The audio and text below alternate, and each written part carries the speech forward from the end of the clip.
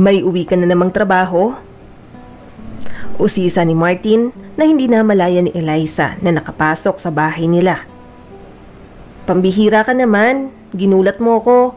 Hindi ka man lang kumatok, alam mong wala kong kasama dito. Magkababata sila ni Martin.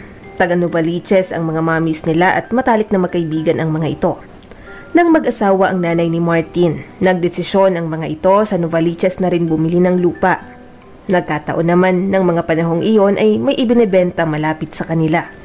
Samantalang taga Novaliches din ang daddy ni Eliza, kaya hindi sila nagkalayo. Pati ang mga pamilya nila ay naging magkalapit. Lumaki silang parang magkapatid. Palibhasa panganay siya sa kanilang dalawang magkapatid. Si Martin ang itinuring niyang nakatatandang kapatid and at the same time ay matalik na kaibigan na din. Ito ang takbuhan niya mula nang bata pa sila. Kapag may umaaway sa kanya ay dito siya nagsusumbong. Kapag nahihirapan siya sa assignment ay matyaga nitong ipinaliliwanag iyon. Itinuring din siya ni Martin bilang nakababatang kapatid. Paano naman? Iniwan mong nakabukas ang gate. Sita nito na tumayo sa likuran upang tingnan ang kanyang ginagawa. Ano naman yan? May overtime pay ba yan? Ito. Bagong ad campaign ito ng produktong ilalabas namin. Bakit ka nga pala nandito? Alam mo na, home alone din ako. Sige lang magtrabaho ka na at panonoorin kita. Pwede ba Martin, umupo ka na lang doon? Turo niya sa upuan na malayo sa kanya. Alam mo namang hindi ako nakakapag-concentrate kapag may nanunood sa akin. Magkasama ang mga magulang nila at may dinaluhang class reunion. At dahil magkamag-aral ang mga nanay nila ay magkasabay ang mga itong dumalo sa pagtitipon kasama ng mga asawa. Pati ang kapatid niyang si Jeffrey na ngayon ay 4th year high school na ay kasama rin ng mga ito. Nagpaiwan siya dahil may tinatapos pa siyang trabaho. Bakit nga pala hindi ka sumama? May hinihintay kasi akong tawag ng kliyente. Kala ko may date ka eh.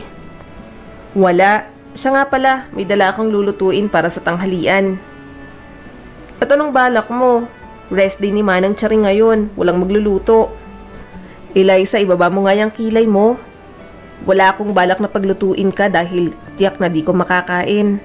Ikaw ang ginagawan ko ng pabor at ipagluluto pa kita. Kung ganon, salamat. Ang bait talaga ng Kuya Martin ko. Huwag mo nga akong tawaging kuya. Bakit? Matanda ka naman talaga sa akin. 4 na taon lang. Malaking agwat ng 4 na taon. Dapat tawagin talaga kitang kuya.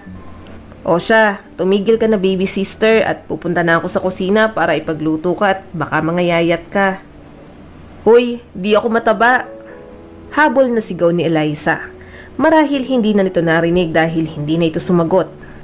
Ang totoo, sa tingin niya ay medyo tumaba nga siya. Pero tama lang iyon sa kanyang height na 5'3". Kung sa bagay, ang nakikita niya kasing nagiging girlfriend ni Martin ay puro sexy at ang iba naman ay tipong pangmodelo, nagagandahang babae na wala siyang panama. Pero hindi siya nai-insecure sa mga ito dahil may sarili siyang mga katangian at may mga manliligaw din naman. At bukod doon, siya ang pinaka-close kay Martin.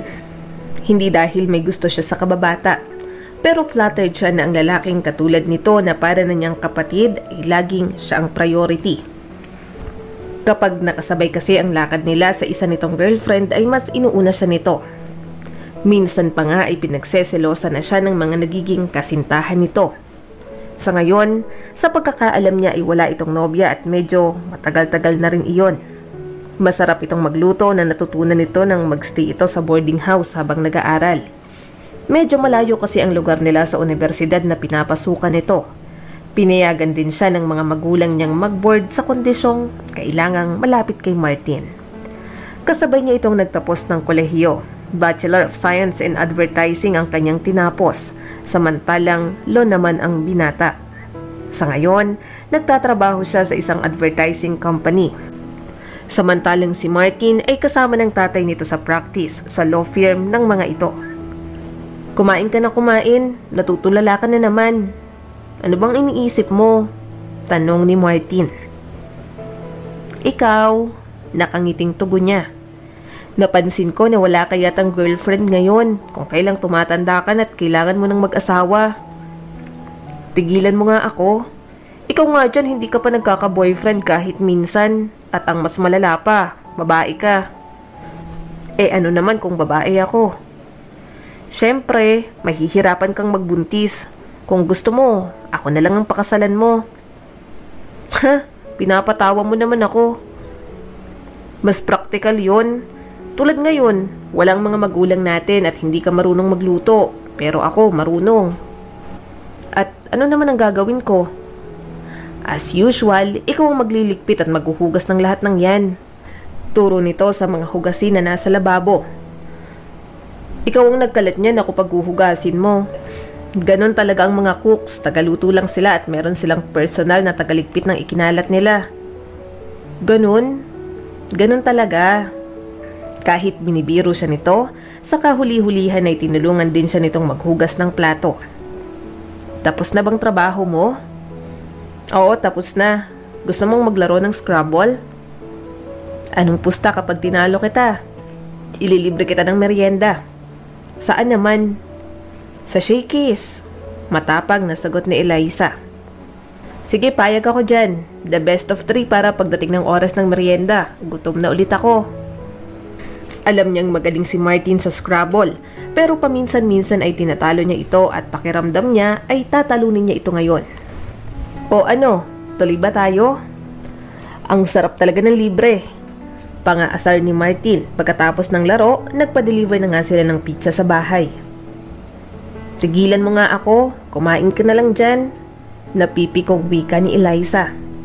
Teka, bakit wala ka nga palang girlfriend ngayon? Hoy, huwag mong ibahin ang usapan. Ang pinag-uusapan natin dito yung tungkol sa pagkatalo mo. Teka, itong isang to alam ko, may crush sa'yo to eh. Wika ni Eliza na tumayo ng masulyapan ng babaeng nagdaan.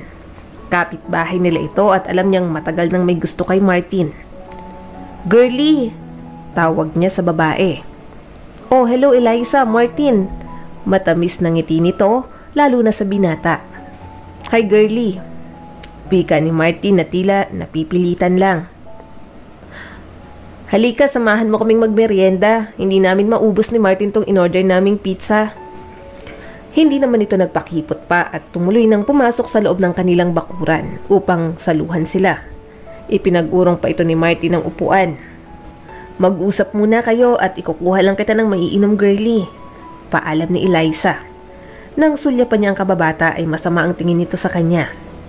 Tinagalan niya ang pagkuha ng maiinom at nang bumalik siya ay nagkakwentuhan na ang dalawa. O mas tamang sabihin, nagkikwento na si girlie at nakikinig si Martin. So napansin ko wala ka yatang girlfriend ngayon. Usisa ng babae na ang buong atensyon ay nasa kausap.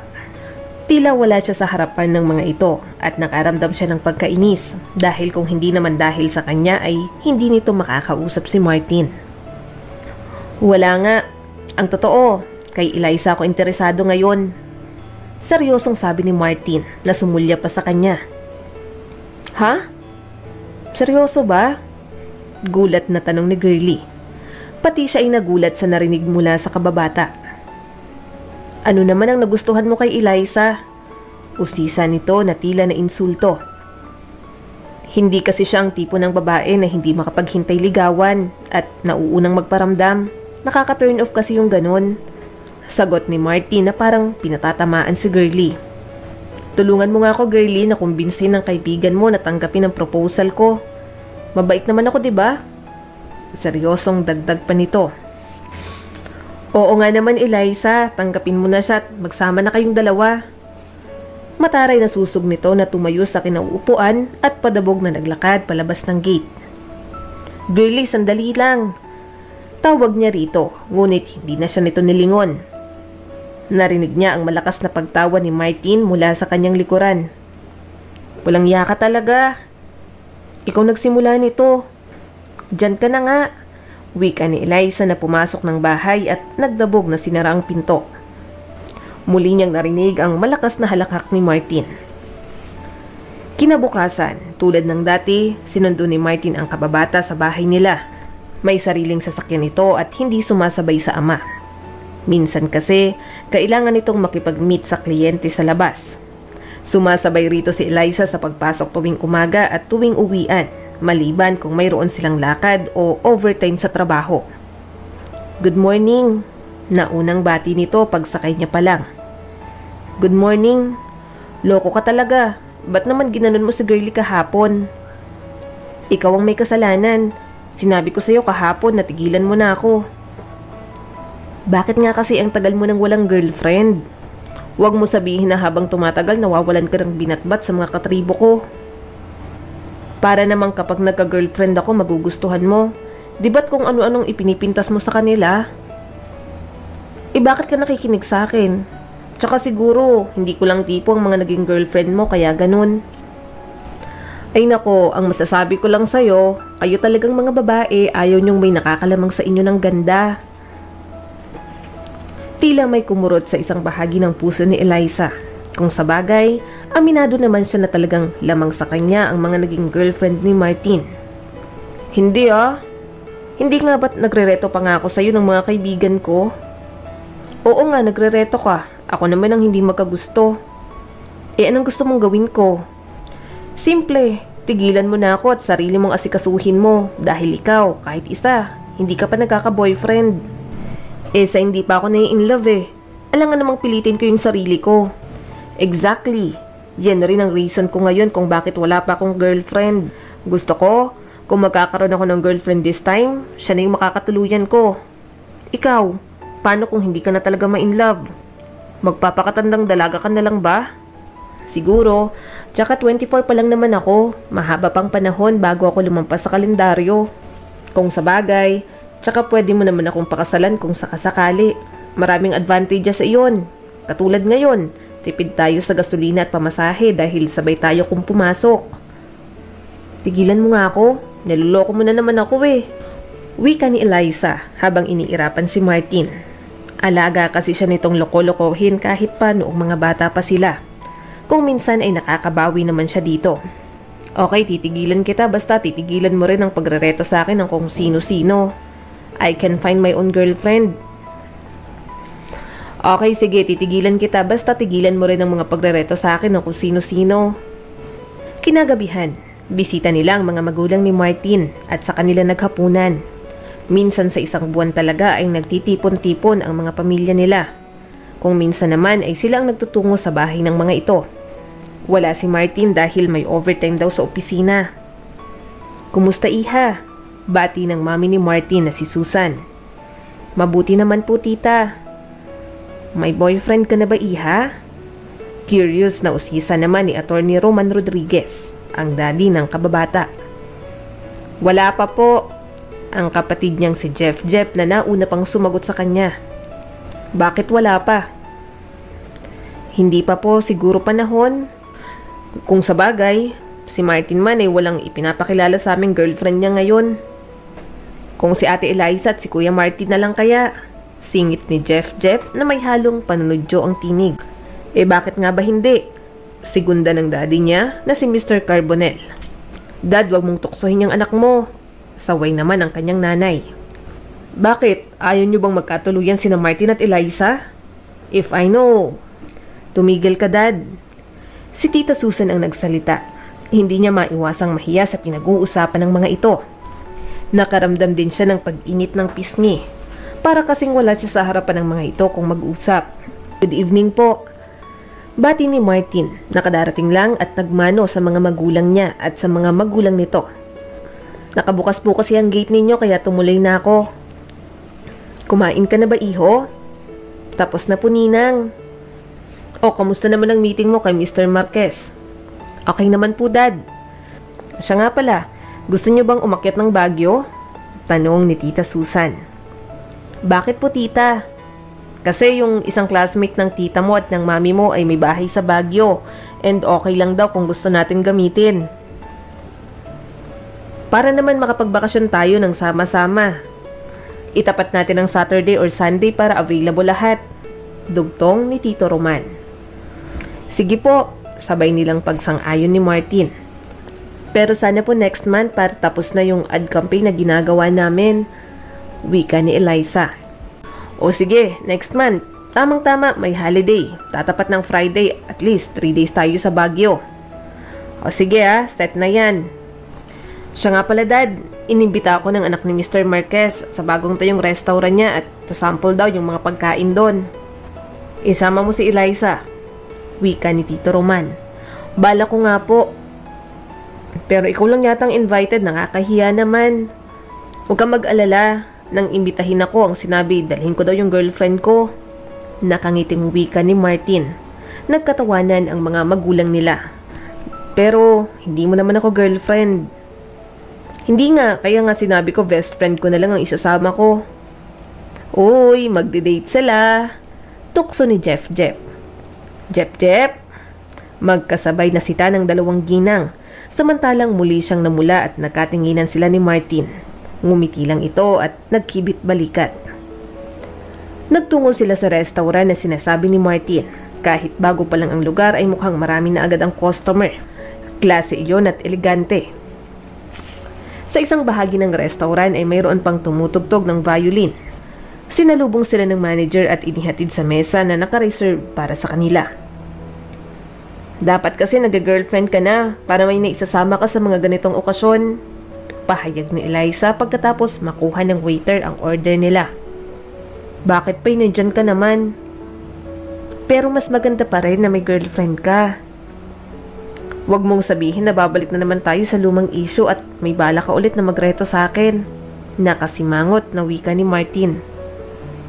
Kagaya nga ng sinabi ko, kaya kong maghanap ng sarili kong girlfriend, kaya huwag ka nang mag-alala. Sino siya? Interesado ang tanong ni Eliza na nakatingin sa babaeng nakatayo malapit sa pinto ng restaurant. Napakaganda nito at sopistikadang tingnan. Pinagtitinginan nga ito ng kalalakihan na kumakain sa restaurant. Pati na rin ang kababaihan ay sinundan ito ng tingin. Marahil ay isa itong modelo o artista, kaya lang ay hindi niya ma-recognize kung sino. Well, napakaganda niya talaga. Puri ni Martin na ang pansin ay nabaling din sa babae. Puno ng paghanga ang mga mata nito. Siya ang anak ng kliyente ko na sinasabi ko na may-ari ng restaurant. Anak ng kliyente mo? So, ito pala ang nag-imbita kay Martin ngayong gabi. Inaalam ba nito kung available pa si Martin? At ngayong alam na nitong wala itong girlfriend ay may balak ba itong mag-volunteer? Tanong ni Eliza sa sarili. Tila may kumurot sa puso niya. Marahil ay tama nga si Martin. Ang kababaihang tulad niya ay hindi maiwasang mainggit sa mga babaeng nakakalamang ang katangian sa kanila at normal lamang iyon. Well, maganda nga siya. Tanging wika ni Eliza. Kung siya bang magiging girlfriend ko, papasa na ba sa panlasa mo? Ha? Nasa yun naman yun. Gusto ko ring marinig yung opinion mo. Gusto ko may approval mo para siguradong makakasundo mo rin. Desisyon mo naman yun. Hindi mo ba ako ipagtutulakan ngayon? Hindi ko siya kilala, so bakit ko siya ire-rekomenda sa'yo? Tsaka, sa tingin mo sasagutin ka niyan? Nakataas ang kilay na hamon niya. Gusto mo pustahan tayo? Good evening. Pwede ba akong makiupo sa inyo sandali? Bati ng babae na pinag-uusapan nila na hindi niya namalayang nakalapit na pala. Mas maganda ito sa malapitan. Good evening din. Balik ni Martin. This is Miss Eliza Carbonell and Eliza, this is Miss Olga Marquez, ang may-ari nitong restaurant. Siya ba ang sinasabi mo sa akin na best friend mo? Yes, actually mag-best friends din ang mga mommies namin. So, para mo na siyang baby sister? Parang gano'n na nga. Hindi maiwasang mainis ni Eliza kay Martin. Sumang-ayon ito sa sinabi ni Olga na para siya nitong baby sister dahil ayaw nitong mag-isip ang babae tungkol sa relasyon nilang dalawa. Kung sa bagay, iyon naman talaga ang kanilang relasyon sa isa't isa. Naka-order na ba kayo? Oo, thank you. Mabuti, pinagbigyan mo ang imbitasyon ko. Of course, anito na very attentive talaga kay Olga. Siya nga pala, nabanggit na ba sa'yo ni Daddy yung balak kong i-propose na business? Tanong ni Olga na humawak pa sa braso nito na nasa mesa. Hindi pa. Well, pag-usapan natin yon kapag wala kang kasamang iba. O sige, iikot muna ako sa ibang customer. Wika ni Olga bago tumayo sa kinauupuan. Okay, sige, see you later, sagot naman ni Martin. Oh, ano sa tingin mo? Baling nito sa kanya. Ewan ko. At bakit ewan mo? Dumating ang order nila kaya naiwasan ni Eliza na sagutin ang tanong nito. Kumain sila ng walang kibuan at tila nawalan siya ng gana na isang himala dahil mahilig siyang kumain, lalo na't masarap ang luto. Oh, kumusta naman ang pagkain? Tanong nito sa kanya. Masarap dito tsaka talagang sulit. Sagot niya na hindi pa nauubos ang pagkain sa plato. At alam niyang nakatingin ito roon kaya pinipilit niya iyong ubusin. Hanggang pagising kinabukasan, sira pa rin ang mood ni Eliza. Parang tinatamad na nga siyang pumasok ng trabaho, pero alam niyang hindi maaari dahil marami siyang gagawin.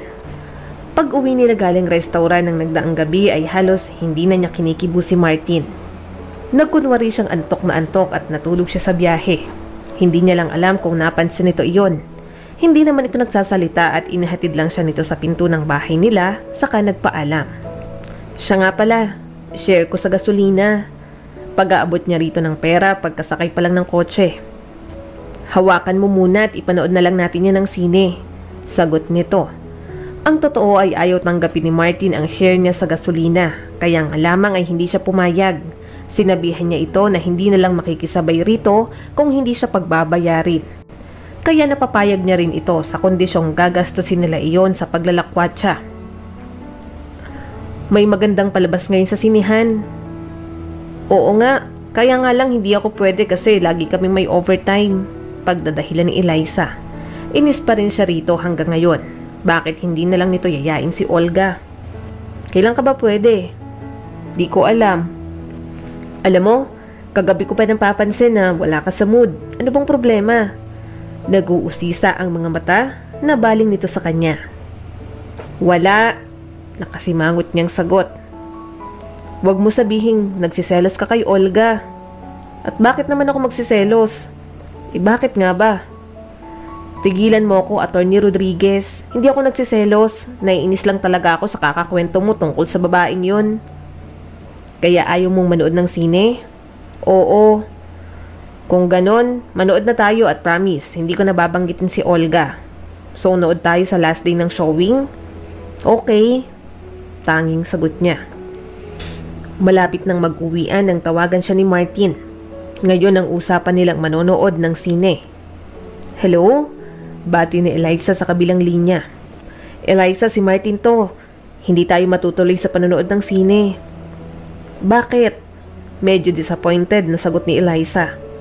May biglaan kasi akong dinner meeting kay Mr. Marquez at very important ito. Kasama si Olga? Hindi niya napigilang banggitin ang pangalan ng kinaiinisang babae. Parang ganun na rin. Sige, next time na lang, promise, sasamahan kitang manood. Tila nakikipag-usap sa batang hayag nito.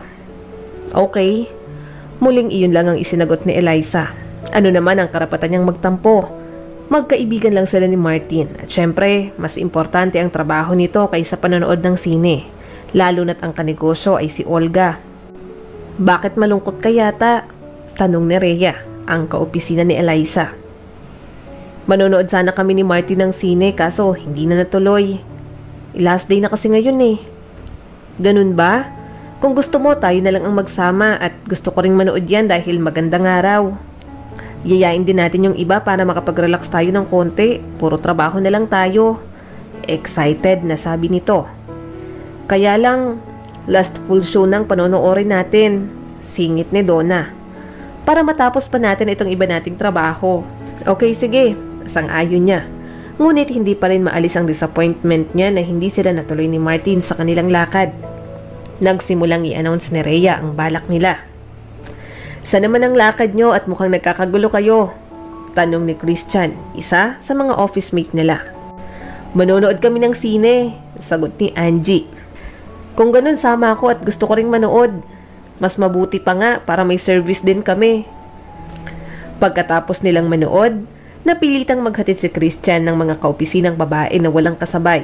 At dahil siya ang pinakamalapit ang bahay sa binata, siya ang pinakahuli nitong inihatid. Medyo nahirapan pang gumising kinaumagahan si Eliza dahil napuyat siya. Bukod sa ginabi na siyang umuwi ay hindi rin siya nakatulog kaagad. Pumasok kasi sa isip niya si Martin at Olga. Naiisip niya na kailangan na niyang ihanda ang sarili na wala ang best friend sa tabi niya. Marahil kung magkakatuluyan ang dalaway, lalo itong mawawalan ng panahon sa kanya. Ngayon nga lang na wala pa itong relasyon ay nawawalan na ito ng oras sa kanya. Naghihikab pa siya nang sumakay sa kotse nito. Mukhang hindi maganda ang mood nito dahil hindi nito sinagot ang pag-good morning niya. Extended daw yung showing ng gusto nating panoorin na sine. Gusto mong manood mamaya? Nanood na ako kagabi, wika ni Eliza. Ganun ba? At sino naman ang kasama mo? Mga kaopisina ko.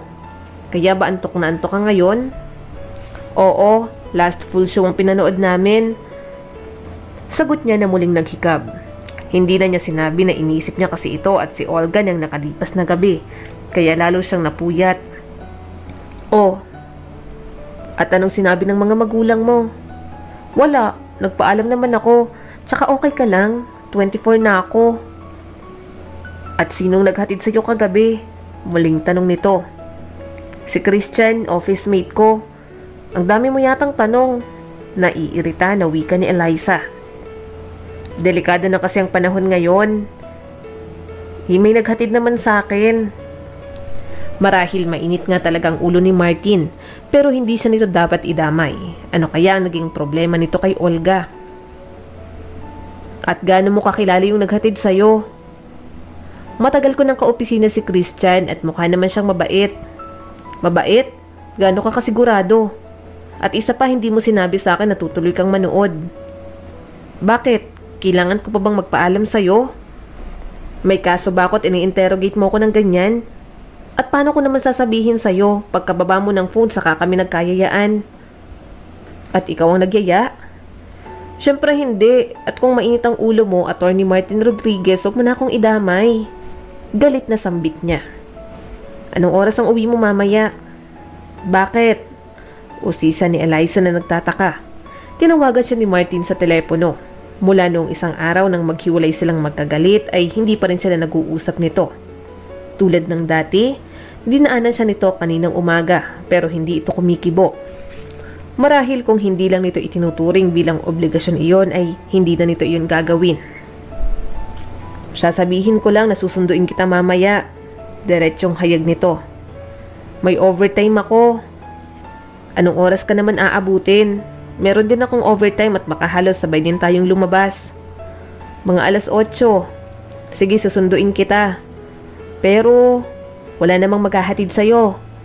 Wala. Okay, hihintayin kita at exactly 8. See you later. Okay, sagot niya na ibinabari ng telepono. Hindi nagmamadaling lumabas ng opisina si Eliza nang sumapit ang uwian. Kagaya ng sinabi ni Martin, paglabas niya ng building ay naroon na ito. Sorry sa nangyari kahapon. Wika nito pagkasakay niya pa lang ng kotse. Inabot nito kaagad sa kanya ang isang puting rosas. Okay lang. Nakangiting sagot ni Eliza. Dito naman siya bilib kay Martin. Kapag ito ang nagkamali ay handa itong humingi ng tawad. Ako naman ang hindi nakatupad sa usapan.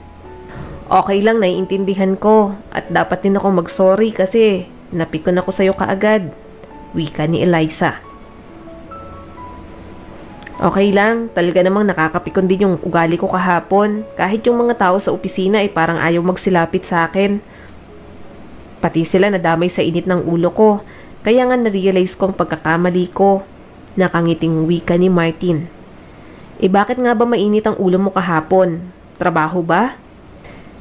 Tinitigan siya nito bago sumagot. Medyo at iba pa. Sagot nito na nag-aalangan. Malamang sa hindi, tama ang hinala niya. Si Olga ang problema nito. Minsan lang kasi itong tupakin at nawawala rin kaagad. Ngayon lang iyon nagtagal ng 2 days at malaki ang epekto ng babae rito dahil pati ang trabaho nito ay naapektuhan. Iyon ang pakiramdam ni Eliza. Hindi naman niya maitanong kay Martin kung ano ang sinasabi nitong at iba pa dahil ayaw na niya iyong malaman sa hindi niya maipaliwanag na dahilan. Napapansin din ni Eliza sa kanyang sarili na nagiging weirdo na siyang mag-isip nitong mga nakaraan. Siya nga pala, ibibigay ko na lang sa'yo ang share ko sa gasolina. Total, hindi naman tayo natuloy. Hawakan mo na muna yan at makakaisip din tayo ng gagawin dyan. Manonood ka pa ba ng sine? Bahala na. Siguro, baka may magtsatsaga namang sumama sa akin. Bakit di mo isama si Olga? Sige, titingnan ko. Siya nga pala, nanliligaw ba sa'yo si Christian? Casual na tanong nito. Hindi, nakasabay lang talaga namin yun manood tsaka hinatid lang kami. Akala ko may kikilatisin ulit akong manliligaw mo. Si Martin po, Tita Susan, nandyan po ba? Usisa ni Eliza sa ina ni Martin nang pumunta siya sa bahay ng mga ito upang maghatid ng maha na ginawa ng mami niya. Bakit hindi ba nagsabi sa'yo na aalis siya? Nagtatakang tanong nito. Maagang umalis pupunta daw sa probinsya ng isa sa mga kliyente nila. Ano bang pangalan ng client niyo na yun, Dad? Baling nito sa asawa na nagbabasa ng dyaryo. Sa anak ni Mr. Marquez, sagot ni Tito Roman. Ganun po ba? Bakit, may lakad ba kayo? Wala naman po, naitanong ko lang po, yayayain ko lang po sanang maglaro ng table tennis. Huwag ka munang umalis, Iha, at kwentuhan mo ako ng mga nangyayari sa'yo. Pigil ni Tita Susan. Ikukuha lang kita ng maiinom sa kusina. Huwag na po kayong mag-abala at kakakain rin lang namin ng merienda. Kumustang trabaho mo? Usisa nito. Okay lang po kahit medyo busy. Ang love life mo, Iha. Han, ano ka? Nag-host ng talk show? Singit ni Tito Roman. Tumigil ka, Dad. Usapang babae lang ito. Ano, Iha? Wala pa rin pong pagbabago. Si Martin ba walang nababanggit sa'yo? Wala naman po. Tungkol po saan? Tungkol sa love life niya. Matagal ko na rin kasing napapansin na wala yatang girlfriend yung anak ko. Wala po akong alam Han, kay Martin mo kaya yan itanong? Sabad ni Tito Roman na nangingiti. At pati si Eliza iniistorbo mo. Sila kasi ang palaging magkasama kaya naitatanong ko lang. Sagot ni Tita Susan na inirapan pang asawa. May nililigawan kaya? Hindi ko lang po alam. Yung anak po yata ni Mr. Marquez. Ganun ba? Si Olga. Napakaganda nga ng batang yon. Dugtong ni Tito Roman. Okay kayang ugali? Paniniguro ni Tita Susan. Palibhasa kayong mga lalaki, makakita lang ng maganda, ayos na sa inyo. Dagdag pa nito na tila pinagagalitan ng asawa. Sinabi ko lang na maganda, ang dami mo nang sinabi. Palibhasa. Dad, pigil nito na nagwa-warning ang tingin sa asawa. Aalis na po ako, Tita, Tito. Yayayain ko na lang po si Jeff na maglaro ng table tennis. Sige, Iha. Sabay na sagot ng mag-asawa. Hinahanap mo daw ako kahapon? Bungad ni Martin pagkabukas niya palang ng gate nila. Oo, yayayain sana kitang maglaro ng table tennis pero wala ka. Nagpunta nga ako kahapon ng Nueva Ecija. Sagot ni Martin sabay abot ng pasalubong na pastillas. Kumusta naman ang lakad mo? Ayos naman. Mukhang ang ayos talaga dahil mukhang maganda ang mood nito. Nga pala Martin, natanong ako ng mami mo tungkol sa nililigawan mo. Wika ni Eliza. Mabuti nang alam nito ang pinag-usapan nila ng nanay nito dahil baka bigla iyong mabanggit. Sabihin ni Martin na ikinuwento pa niya ito. At anong sinabi mo? Sinabi mo ba na ilang beses na akong nag-propose sa'yo ng kasal? Nakangiting wika nito. Hindi Bakit hindi mo sinabi? Kung sinabi mo, siguradong matutuwa yon. Bakit matutuwa ang mami mo? Nagtataka pa rin na tanong ni Eliza. Siyempre, dahil yun ang gustong mangyari ng mga magulang natin. Pero bakit kapag tinutokso tayo ni Jeff, inaawat pa nilang kapatid ko? Sagot niya na hindi naniniwala. Siyempre po, ayaw nilang ipaalam ang intensyon nila para hindi sabihing nakikialam sila sa atin. Sagot ni Martin na tila nagpapaliwanag sa bata. Paano mo nalaman kung ayaw nilang ipaalam sa atin? Nadula si Daddy sa akin minsan kaya nasabi niya. Huwag kang maniwala kung ayaw mo pero yun ang totoo. At saka siguro may magandang dahilan naman sila. So, Kaya pala tuwing magsasalita ang mga daddy natin, pinipigilan nila? Oo, ano sa palagay mo? Paliligayahin ba natin ang mga magulang natin at tatanggapin mo ng aloko? Loko ka talaga, Martin. Baka mamaya sumagot ako ng oo, hindi ka na makakaatras. Siguradong ma-heart attack ako. So, yes na ba? Ayaw kong mamatay ka sa heart attack, no? Wika ni Eliza. Ganun ba siya hindi ka-type nito at aatakihin pa ito sa puso kapag sumagot siya ng oo? So, anong sinabi mo sa mami ko? Sabi ko, si Olga yata yung nililigawan mo. Ah, okay. Dapat ko bang kausapin si na mami para sabihin magkapatid lang talagang turing natin sa isa't isa? Tanong ni Eliza. No, hindi ka nila pakikinggan at saka hindi nila aaminin sa'yo na yun ang gusto nilang mangyari. Tara nang maglaro ng table tennis para makalibre na naman ako ng pustahan ng merienda. Back to normal ang relasyon nila ni Martin ng sumunod na mga araw. Inihahatid pa rin ito sa opisina si Eliza tuwing umaga at ang dati nilang samahan ay balik na rin sa dati. Hindi na nito binabanggit si Olga sa kanya at hindi na rin siya nag-uusisa kaya hindi niya rin alam kung ano na ang status ng dalawa. Gusto mo bang manood ng play ng The Beautiful Maiden sa Friday? Tanong nito minsang naglalaro sila ng Scrabble. Bakit? May ticket ka ba?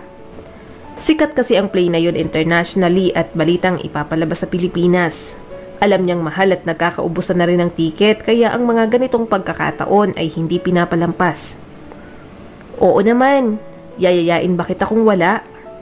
Saan mo nakuha? Sa isa sa mga kliyente ko. O sige, sasama ako. Formal lang suot ha? Sige, sure. 7:00 na ng gabi, kumakatok na si Imelda sa kwarto ng anak. Iha, nandiyan na si Martin. Narinig niyang sabi nito sa kabilang panig ng pinto. Opo, susunod na po ako. Wika naman ni Eliza habang tinititigan ang sarili sa salamin. Suot niya ang kwintas na regalo ni Martin sa kanya noong 18th birthday niya. Ang ganda ng dalaga ko, puri ng daddy ni Eliza. Ano ko yata yan at mana sa akin, pagyayabang naman ni Imelda. Thank you, nakangiting wika ni Eliza. Saan kayo pupunta ni Kuya Martin? Tanong ni Jeff. Manonood kami ng musical play. Nakangiting baling nito sa kapatid. Pwede ba akong sumama? Saka na paglaki mo, wika ng daddy niya. Sige na mga anak at baka malit kayo sa pupuntahan nyo. Taboy ng nanay niya. Sige po ninong, ninang, paalam naman ni Martin. Dadaanan natin si Olga. Kaswal na sambit ni Martin pagkasakay pa lang nila ng kotse. Ha? Bakit? Kasama natin siya. Kasama natin? Oo, actually, siya ang client ko na may ticket sa The Beautiful Maiden. Ganun ba? O bakit? May problema ba? Wala naman. Kaya lang, alam niya ba na kasama mo ako? Oo, pinapasama ka talaga niya. Sagot nito. Hindi na siya kumibo kung alam niya lang sana na si Olga ang sinasabi nitong kliyente ay hindi na sana siya sumama.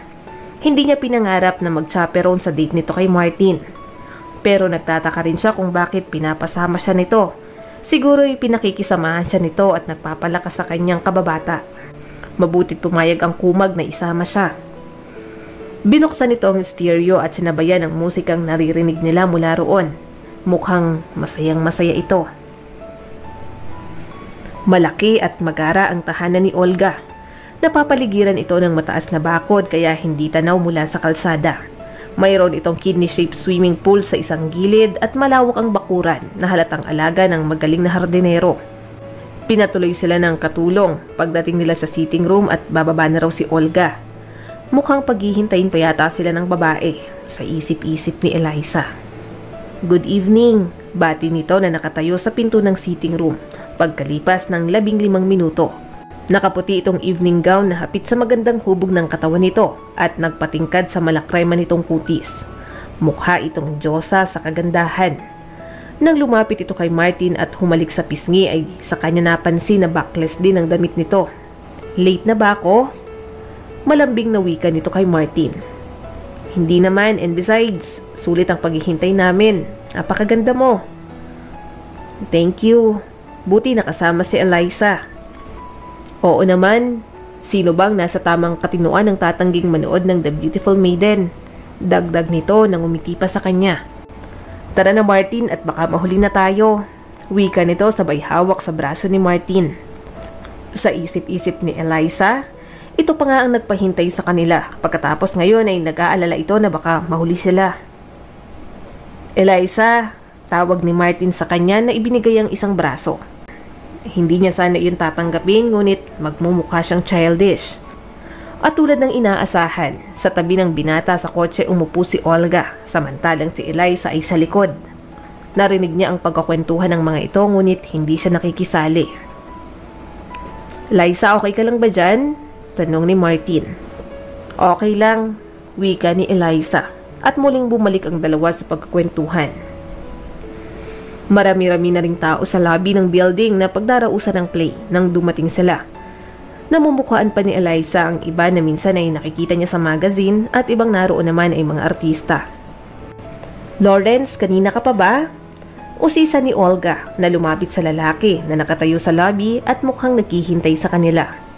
Akala niya nung una ay isa rin itong artista dahil matangkad, maputi at chinito ito. Hindi masyado.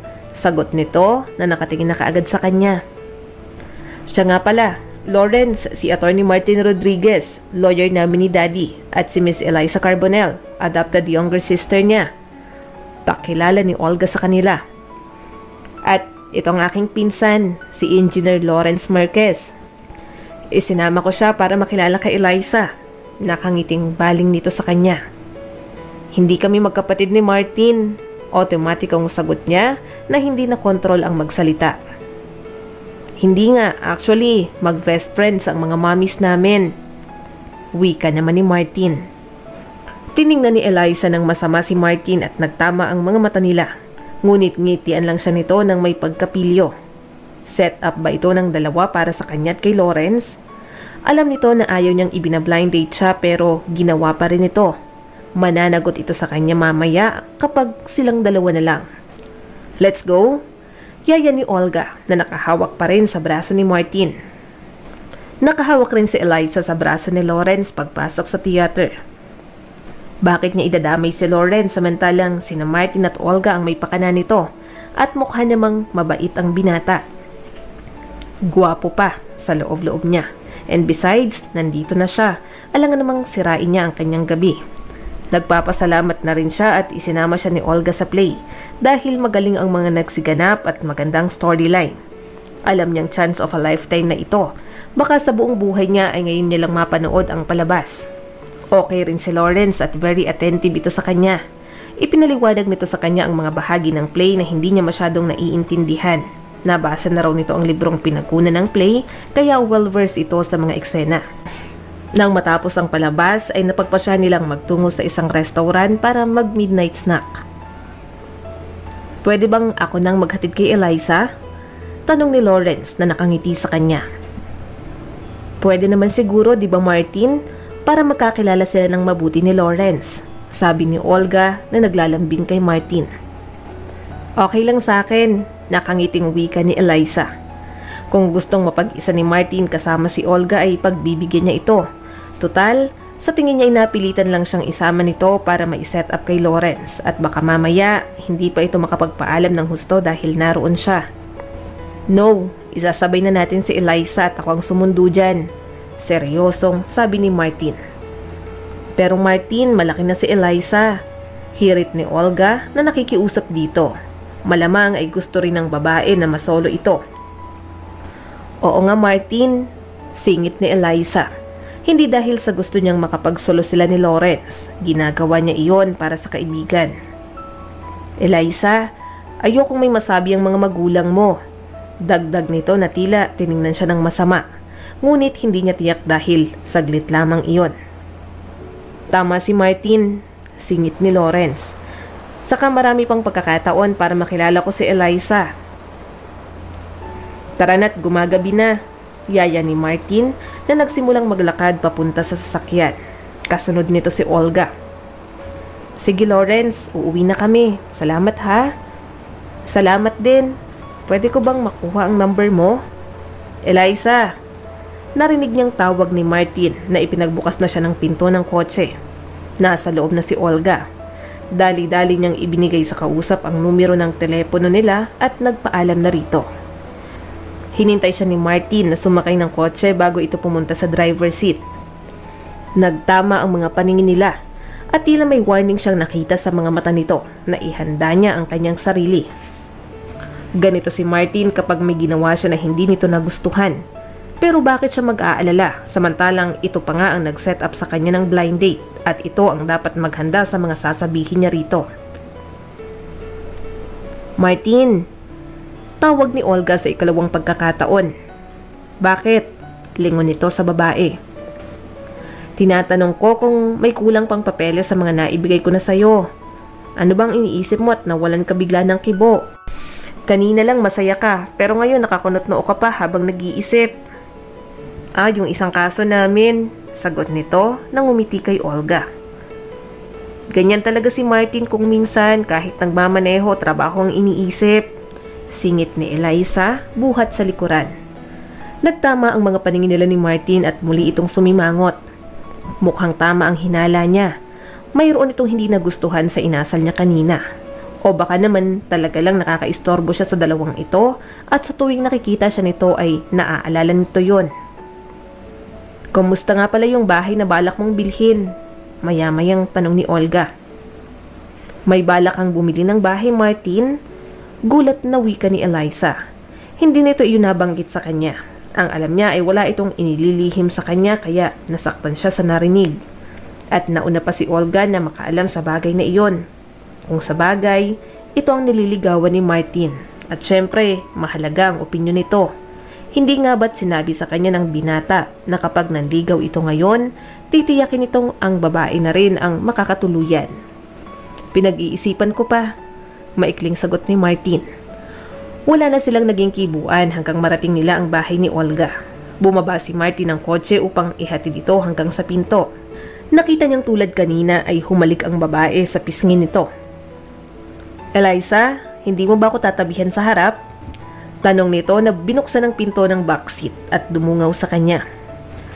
Dyan ako uupo sa tabi mo. Sagot niya na bumaba ng sasakyan. Ipinagbukas siya nito ng pinto sa tabi nito. Wala silang kibuan hanggang makarating sa kanila. Parang may tensyon sa pagitan nila na hindi niya maipaliwanag ang dahilan. Halatang sira na talaga ang mood nito kaya napagpasya niyang bukas na lang ito sisitahin sa ginawa nitong pagsiset up sa kanya. And anyway, nag-enjoy naman talaga siya. Thank you. Lingon niya na binuksan ang pinto ng sasakyan sa tabi niya. Mukhang hindi siya ihahatid nito hanggang sa pinto man lang ng bahay nila, tulad ng ginawa nitong paghahatid kay Olga. Nag-enjoy ka ba? Kaswal na usisa nito bago niya tuluyang mabuksan ang pinto ng kotse. Oo. Lalo na sa company ni Lawrence, right? Muli ay kaswal na usisa nito pero parang may nararamdaman siyang hindi maganda. Of course, hindi ba yun naman ang plano na mag-enjoy kami sa blind date namin? Wika ni Eliza, mukhang mapipilitan siyang sitahin ito sa ginawa. Kung gumanti lang ito sa pagrereto niya rito, well, quits na sila. Sino may plano?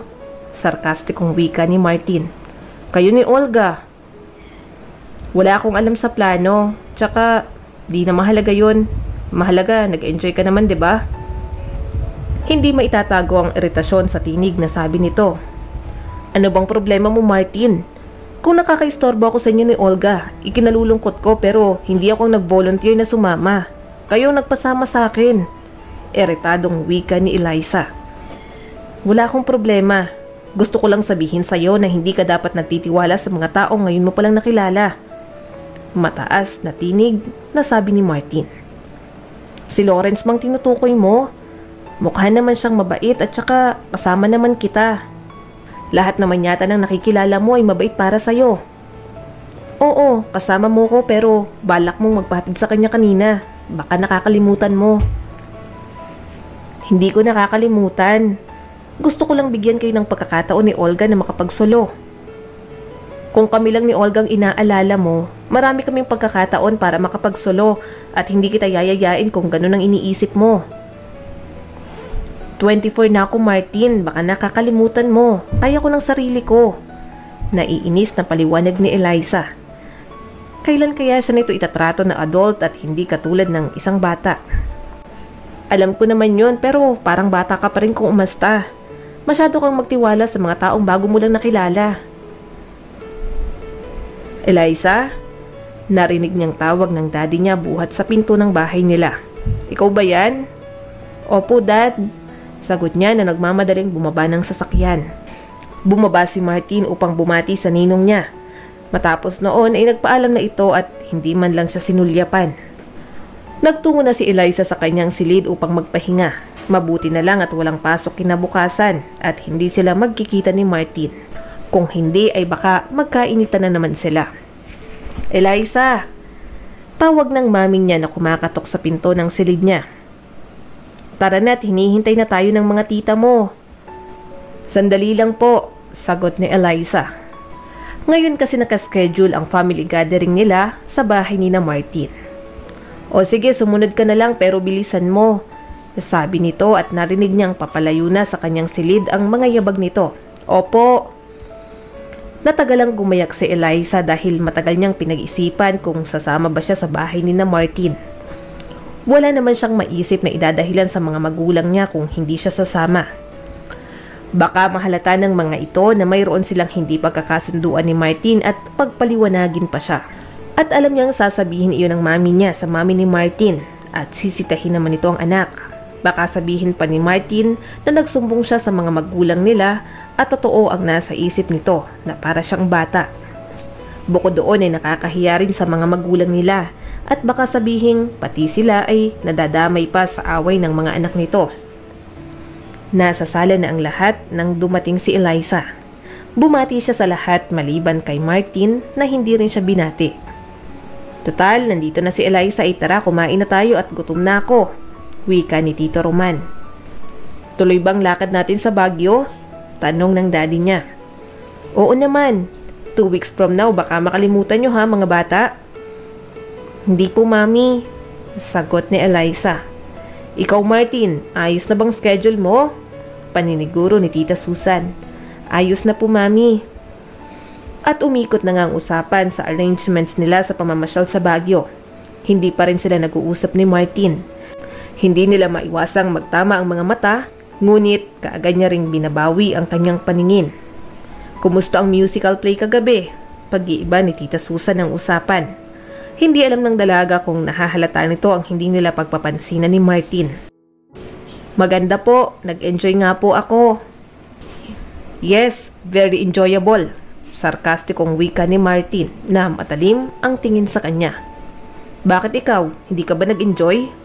Mataray na tanong ni Eliza. Hindi niya napigilan ang sarili. Para bang pinapalabas nito na siya lang ang nakinabang sa paglabas nila kagabi, samantalang masaya rin ito kasama si Olga. Bakit, may sinabi ba ako? Sagot naman ni Martin. Teka, may gera ba dito? Saway ng daddy ni Martin. Siya po kasi. Halos magkasabay nilang sagot. Total, tapos na tayong kumain. Palagay ko, pupunta muna ako sa terrace at magpapahangin. Saad ng mami niya. Pag-usapan nyo yan. Baling nito sa kanila ni Martin. Mare, sasama ako sa iyo at may ikikwento ako. Ani Tita Susan. Dad, tawag ni Imelda. Halika, sumama ka sa amin. Kung ganon, sasama na rin ako. Sigunda ni Tito Roman. Pwede ba akong mag-referee? Tanong ni Jeff, ang tanging naiwang nakaupo sa mesa. Jeff? Halos magkakasabay na tawag ng mga ina nila. Napakamot pa ito sa batok na sumunod sa labas. Nagtama ang mga paningin nila ni Martin at nagkatawanan sila. Sorry na Martin, nauna niyang sabi. Total, ito ang naunang humingi ng paumanhin sa kanya the last time na nag-away sila. Ako pa nga ang dapat humingi ng paumanhin sa'yo dahil uminit na naman ang ulo ko sa'yo kagabi. Ang maidadahilan ko lang kasi, nag-aalala ko sa'yo at nasanay na akong responsibilidad kita. Oo, sa tagal ba naman ng panahon na nasanay na rin akong laging umaasa sa'yo. Ang totoo, dapat nga magpasalamat pa ako sa concern mo. Kaya lang, kasi lagi mo na lang akong tinatratong parang bata. Nagtataka rin si Eliza sa sarili dahil noon gustong gusto niyang binibaby siya ni Martin. Pero ngayon ay ayaw niya na. Okay, promise. Hindi na ako magiging overprotective sa'yo. Seryosong sabi nito. Ngunit imbis na matuwa ay muli siyang nalungkot. Marahil nakita na nito ang pagiging overprotective nito ay dapat nitong ibaling sa babaeng mahal nito. Okay, ako naman magiging mature at responsable na. Deal yan ha? Oo, deal. May bala ka bang isama ako sa bibilhin mong bahay? Hindi niya napigilang usisa. Masama ang loob niya na naglihim ito sa kanya pero curious siyang makita iyon. Hindi pa ako sigurado na bibilhin ko yun eh. Bakit naman? Depende sa hinihintay ko. Makahulog ang wika ni Martin. Ano bang hinihintay mo? Secret? Sagot nito. Kahit may isang bahagi ng sarili niyang gustong mangulit at alamin kung ano ang sinasabi ni Martin, may isang bagay rin na tila ayaw niyang malaman kung ano ang tinutukoy nito. At alam niya rin kapag ganito na ang sinasabi nito ay hindi na niya ito mapipilit magsalita, kaya tumigil na lang siya. At mukhang alam na niya kung ano ang hinihintay nito. Malamang sa hindi, ang sagot ni Olga ang tinutukoy niya. Tara nang pumunta sa terrace, yaya ni Eliza. Oo nga, at baka kung ano nang isipin ng mga magulang natin na pinag-aawayan natin. Parang ang totoo ang hinala nito na iyon nga ang pinag-uusapan nila dahil tumigil ang mga magulang nila sa pag-uusap nang pumasok silang dalawa. Tapos ng lovers quarrel nyo? Sabi ni Jeff na nakangisi pa. Jeff, saan mo ba nakukuha ang mga salitang yan? Sita ng mami niya. Oo nga. Segunda ni Hill na nakatingin sa kapatid niya, ngunit nakangiti ito. Ang mga bata nga naman ngayon, himutok ni Tita Susan. At nagpasalamat siya dahil doon na umikot ang usapan. Anong oras ang labas mo ngayon? Tanong ni Martin nang tawagan siya sa opisina. May overtime ka ba? Wala. Sunduin na kita? Wag na, may sundo ako. Sino? Si Lawrence. Alanganing sagot ni Eliza. Ang totoo, hindi pa niya iyon nasasabi kay Martin. Isa kasi iyon sa pinag-awayan nila kaya iniiwasan niyang banggitin. Alam niya kasing sasabihin ulit nito sa kanya na masyado siyang matiwala sa tao. Balak din naman niyang ipaalam dito kapag kilala niya na talaga si Lawrence. Magaan ang loob niya sa binata at sa tingin niya ay mabait talaga ito. Wala itong nababanggit kung manliligaw sa kanya. Sa ngayon ay nakikipagkaibigan lang ito. At walang masama kung sakasakaling mandigaw nga ito at bigyan niya ng chance. Pareho silang single at available. So hindi pala sa musical play nagtapos ang pagkakakilala ninyo? Kailan ka pa niya sinimulang ihatid? Pangalawang beses pa lang ito. At wala kang balak na ipalam sa akin? Tila may hinanakit sa tinig nito. Sorry Martin kung hindi ko agad sinabi sa'yo. Hinging paumanhin ni Eliza. Parang lately ay wala na silang ginawa kung hindi humingi ng paumanhin sa isa't isa. It's okay, nangako ako sa'yo na hindi na ako magiging overprotective as long as alam mong ginagawa mo.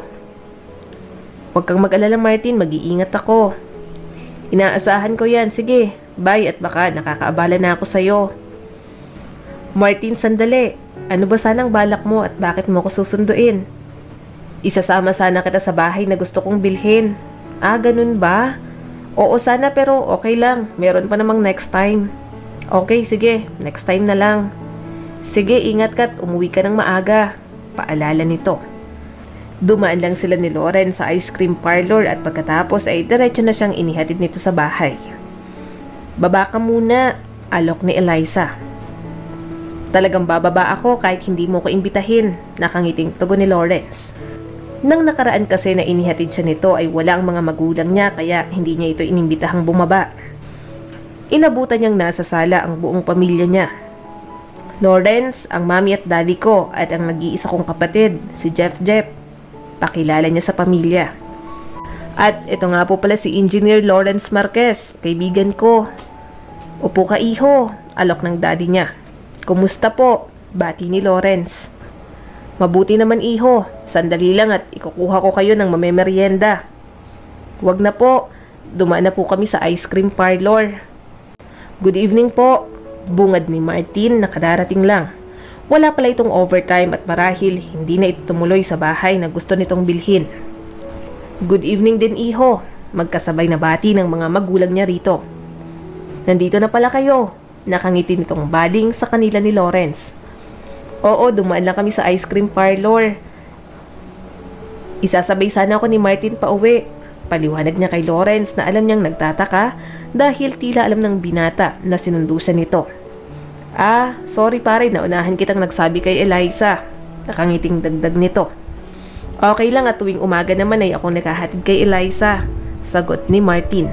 Muli ay nagtakang napatingin sa kanya si Lawrence. O siya, maiwan na namin kayo, wika ng mga magulang ni Eliza. Mami, pwede ba akong maiwan? Tanong ni Jeff. Oo nga tita, makikipaglaro kay Jeff ng Scrabble, sabi ni Martin.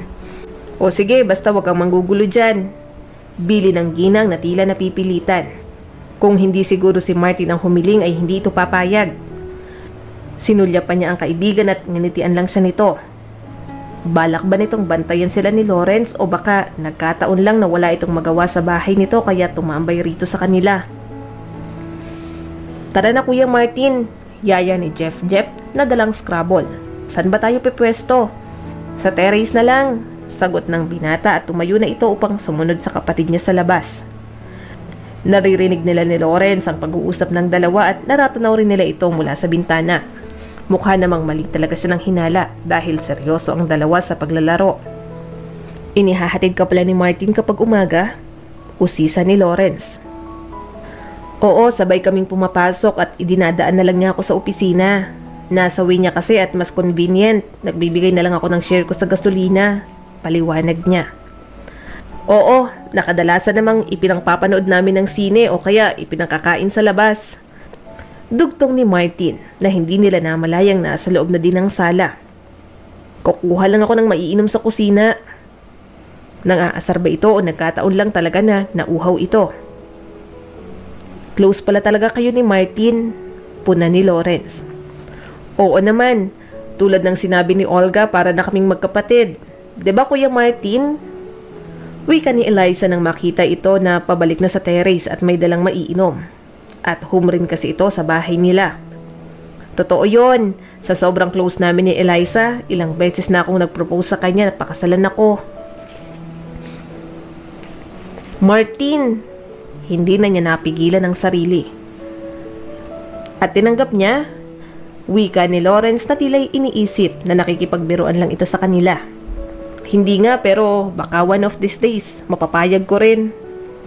Huwag ka maniwala dyan, binibiro ka lang yan. Wika naman ni Eliza. Kuya Martin, ikaw na, sigaw ni Jeff buhat sa labas. Nagpasalamat siya na lumabas ng kaibigan at maya-maya lamang ay nagpaalam na si Lawrence na aalis na ito. Sinamahan pa siya ni Martin na ihatid ang binata sa sasakyan. Martin, ano bang pinagsasasabi mo kanina sa harapan ni Lawrence? Nakakahiya. Ano namang masama sa sinabi ko, totoo naman yun. Baka kung anong isipin niya sa ating dalawa. Anong iisipin niya? Nag-aalala ka bang hindi niya ituloy ang panliligaw sa'yo? Hindi naman. Kaya lang, hindi pa natin masyadong kilala si Lawrence para biruin mo siya ng ganun. Huwag kang mag-alala. Doon nga natin siya lubos na makikilala at kung talagang gusto ka niya, itutuloy niyang panliligaw sa'yo kahit ano pang nakahadlang. Tara na't, ikaw naman ang tatalunin ko sa Scrabble. Pabirong wika nito. Ang yabang mo talaga, sabi ni Eliza at kinurot ito sa tagiliran. Nasa alabang ang bahay na balak bilhin ni Martin. Katamtaman ng laki niyon ngunit malaki ang bakuran. May 3 kwarto at hindi pa kasama ang maid's quarters. Tamang-tama sa katamtamang laki ng pamilya. At dahil sa malaki nga ang bakuran, pwede pang magkaroon ng extension kung sakasakali. Ang mga naiwang furniture sa bahay ay mamahalin at bago pa. Kasama raw iyon sa bentahan, ayon kay Martin. Bakit binibenta ang bahay? Curious na tanong ni Eliza. Nasa US na kasi ang may-ari ng bahay at doon na sila titira. Ano sa tingin mo? Actually, maganda naman ito at very charming, kaya lang baka hindi ito magustuhan ng babaeng balak mong pakasalan. Baling niya rito. Ang nasa isip niya ay si Olga. Nakita niya kasi ang tinitirhan nito at wala sa kalahati ang laki ng bahay na gustong bilhin ni Martin. Baka mahilig sa malalaking bahay ang babae. Sigurado naman ako na kapag nagustuhan mo, magugustuhan na ng sinasabi mong babae na balak kong pakasalan. Alam ko naman na you have a very good taste pagdating sa mga ganitong bagay. At kung sakasakaling hindi aprobado sa babaeng sinasabi mo, ikaw na lang ang pakakasalan ko para solve ng problema. Niloloko mo na naman ako. Isa pa, masyado itong malayo sa lugar natin. Naiisip kasi ni Eliza na nasanay siyang nadyan lang si Martin. At kung malalayo ang tirahan nito sa kanya ay mamimiss niya ito. Muli ay may kumurot sa isang bahagi ng puso niya. Naisip ko rin yan, sagot nito at sinimulan siyang iikot sa buong kabahayan. So, bibilhin mo bang bahay? Pag-iisipan ko ulit, lalo akong nag-aalangan lalo na't meron kang nakikitang disadvantage ng pagbili ko nito. Pero Martin, desisyon mo naman yan at kung sino man ang ititira mo sa bahay na yan, huwag kang papadalat sa anumang opinion ko. Wala, di ko mapigilan eh. Laki talaga ng impluwensya mo sa akin. Sabi nito nang umiti sa kanya. Hindi niya maiwasang matuwa sa narinig at tila lumulundag ang kanyang puso sa ngiti nito. Napagkasunduan ng mga pamilya nila na ang van na lang ng mga Rodriguez ang dadalhin nila paakyat ng Baguio para isang sasakyan na lang sila, Biyernes ng madaling araw. Huminto iyon sa tapat ng bahay nila at bumaba ang mga magulang ni Martin. Si Martin po, usisa ni Eliza nang mapansing hindi ito kasama. May tatapusin pang trabaho with Miss Marquez at susubukan daw niyang sumunod sa atin, sagot ni Tita Susan. Ganun po ba? Kaya naman pala, si Olga ang kasama. Siyempre pa, mas mahalaga ang babae kaysa sa bakasyon kasama ang pamilya dahil darating ang panahon na magiging kapamilya rin ito ni Martin. Duda rin siya na makakasunod pa ito sa kanila. Hay nako, puro trabaho na lang ang batang yan. Angal ng mami niya. Oo nga, ganyan din ang daddy niya noon. Pero mula nang dumating si Martin sa opisina, medyo nakaluwag-luwag ng aking asawa sa oras. Ready na ba kayo? Paniniguro ni Tito Roman. Oo naman.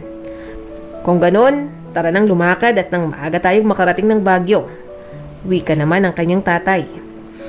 Inabutan nila ang katiwala ng lugar na si Mang Jose. 2-story ang bahay at tama lang ang laki para sa isang bahay bakasyunan. Nasa Aurora Hills iyon at walking distance lang mula sa bayan. Ang nakatawag ng atensyon ni Eliza ay ang fireplace na nasa sitting room. Umaandar po ba yan? Tanong ni Jeff. Oo naman, sagot ni Mang Jose. Mamayang gabi sisindihan ko yan para makita ninyo. Dagdag pa nito. Sige po at ngayon lang ako makakaranas umupo sa harap ng fireplace. Kagaya ng napagkasunduan, nagtuloy sila sa botanical garden at namili ang 2 ginang ng maliliit na cactus. Pagkatapos ay nagtuloy na sila sa Burnham Park kung saan niyaya niya si Jeff na mamangka sa man-made na lagoon at umupo ang pamilya sa damuhan upang kainin ang baong merienda. Sayang at wala si Kuya Martin. Ang saya-saya pa naman natin, wika ni Jeff. Muli ay nawala na naman sa mood si Eliza sa ipinaalala ng kapatid. Siguro'y nasanay lang siya na nandyan palagi si Martin lalo na't family affair. Kaya mawala lang ito, nalulungkot na siya kaagad. Dapat pa nga siyang masanay na sa mga ganitong pagkakataon dahil darating talaga sila sa ganitong sitwasyon na magpapamilya si Martin at hindi na nila makakasama palagi. Umarahil, makakasama pa rin ito ngunit kasama ng asawa. Pero parang hindi niya nakikita si Olga na makikilakwatsa sa kanila ng ganito. At isa pa, parang hindi na katulad ng dati kapag nangyari iyon. Huwag kang mag-alala at baka bukas ay nandito na yon, sabi ni Tita Susan. Yayayain ko po siyang mag-rollerblading. Ito naman kasing si Ate Eliza masyadong takot. Ay nako Jeff, baka maaksidente ka sa balak mo. Pabayaan mo siya honey at binata na yung anak mo. Pabayaan mong matutong madapa para matuto ring bumangon. Sana nga kung madapa lang, kung mas malala pa sa dapa. Irap ng mami niya rito. At nagkatawanan sila.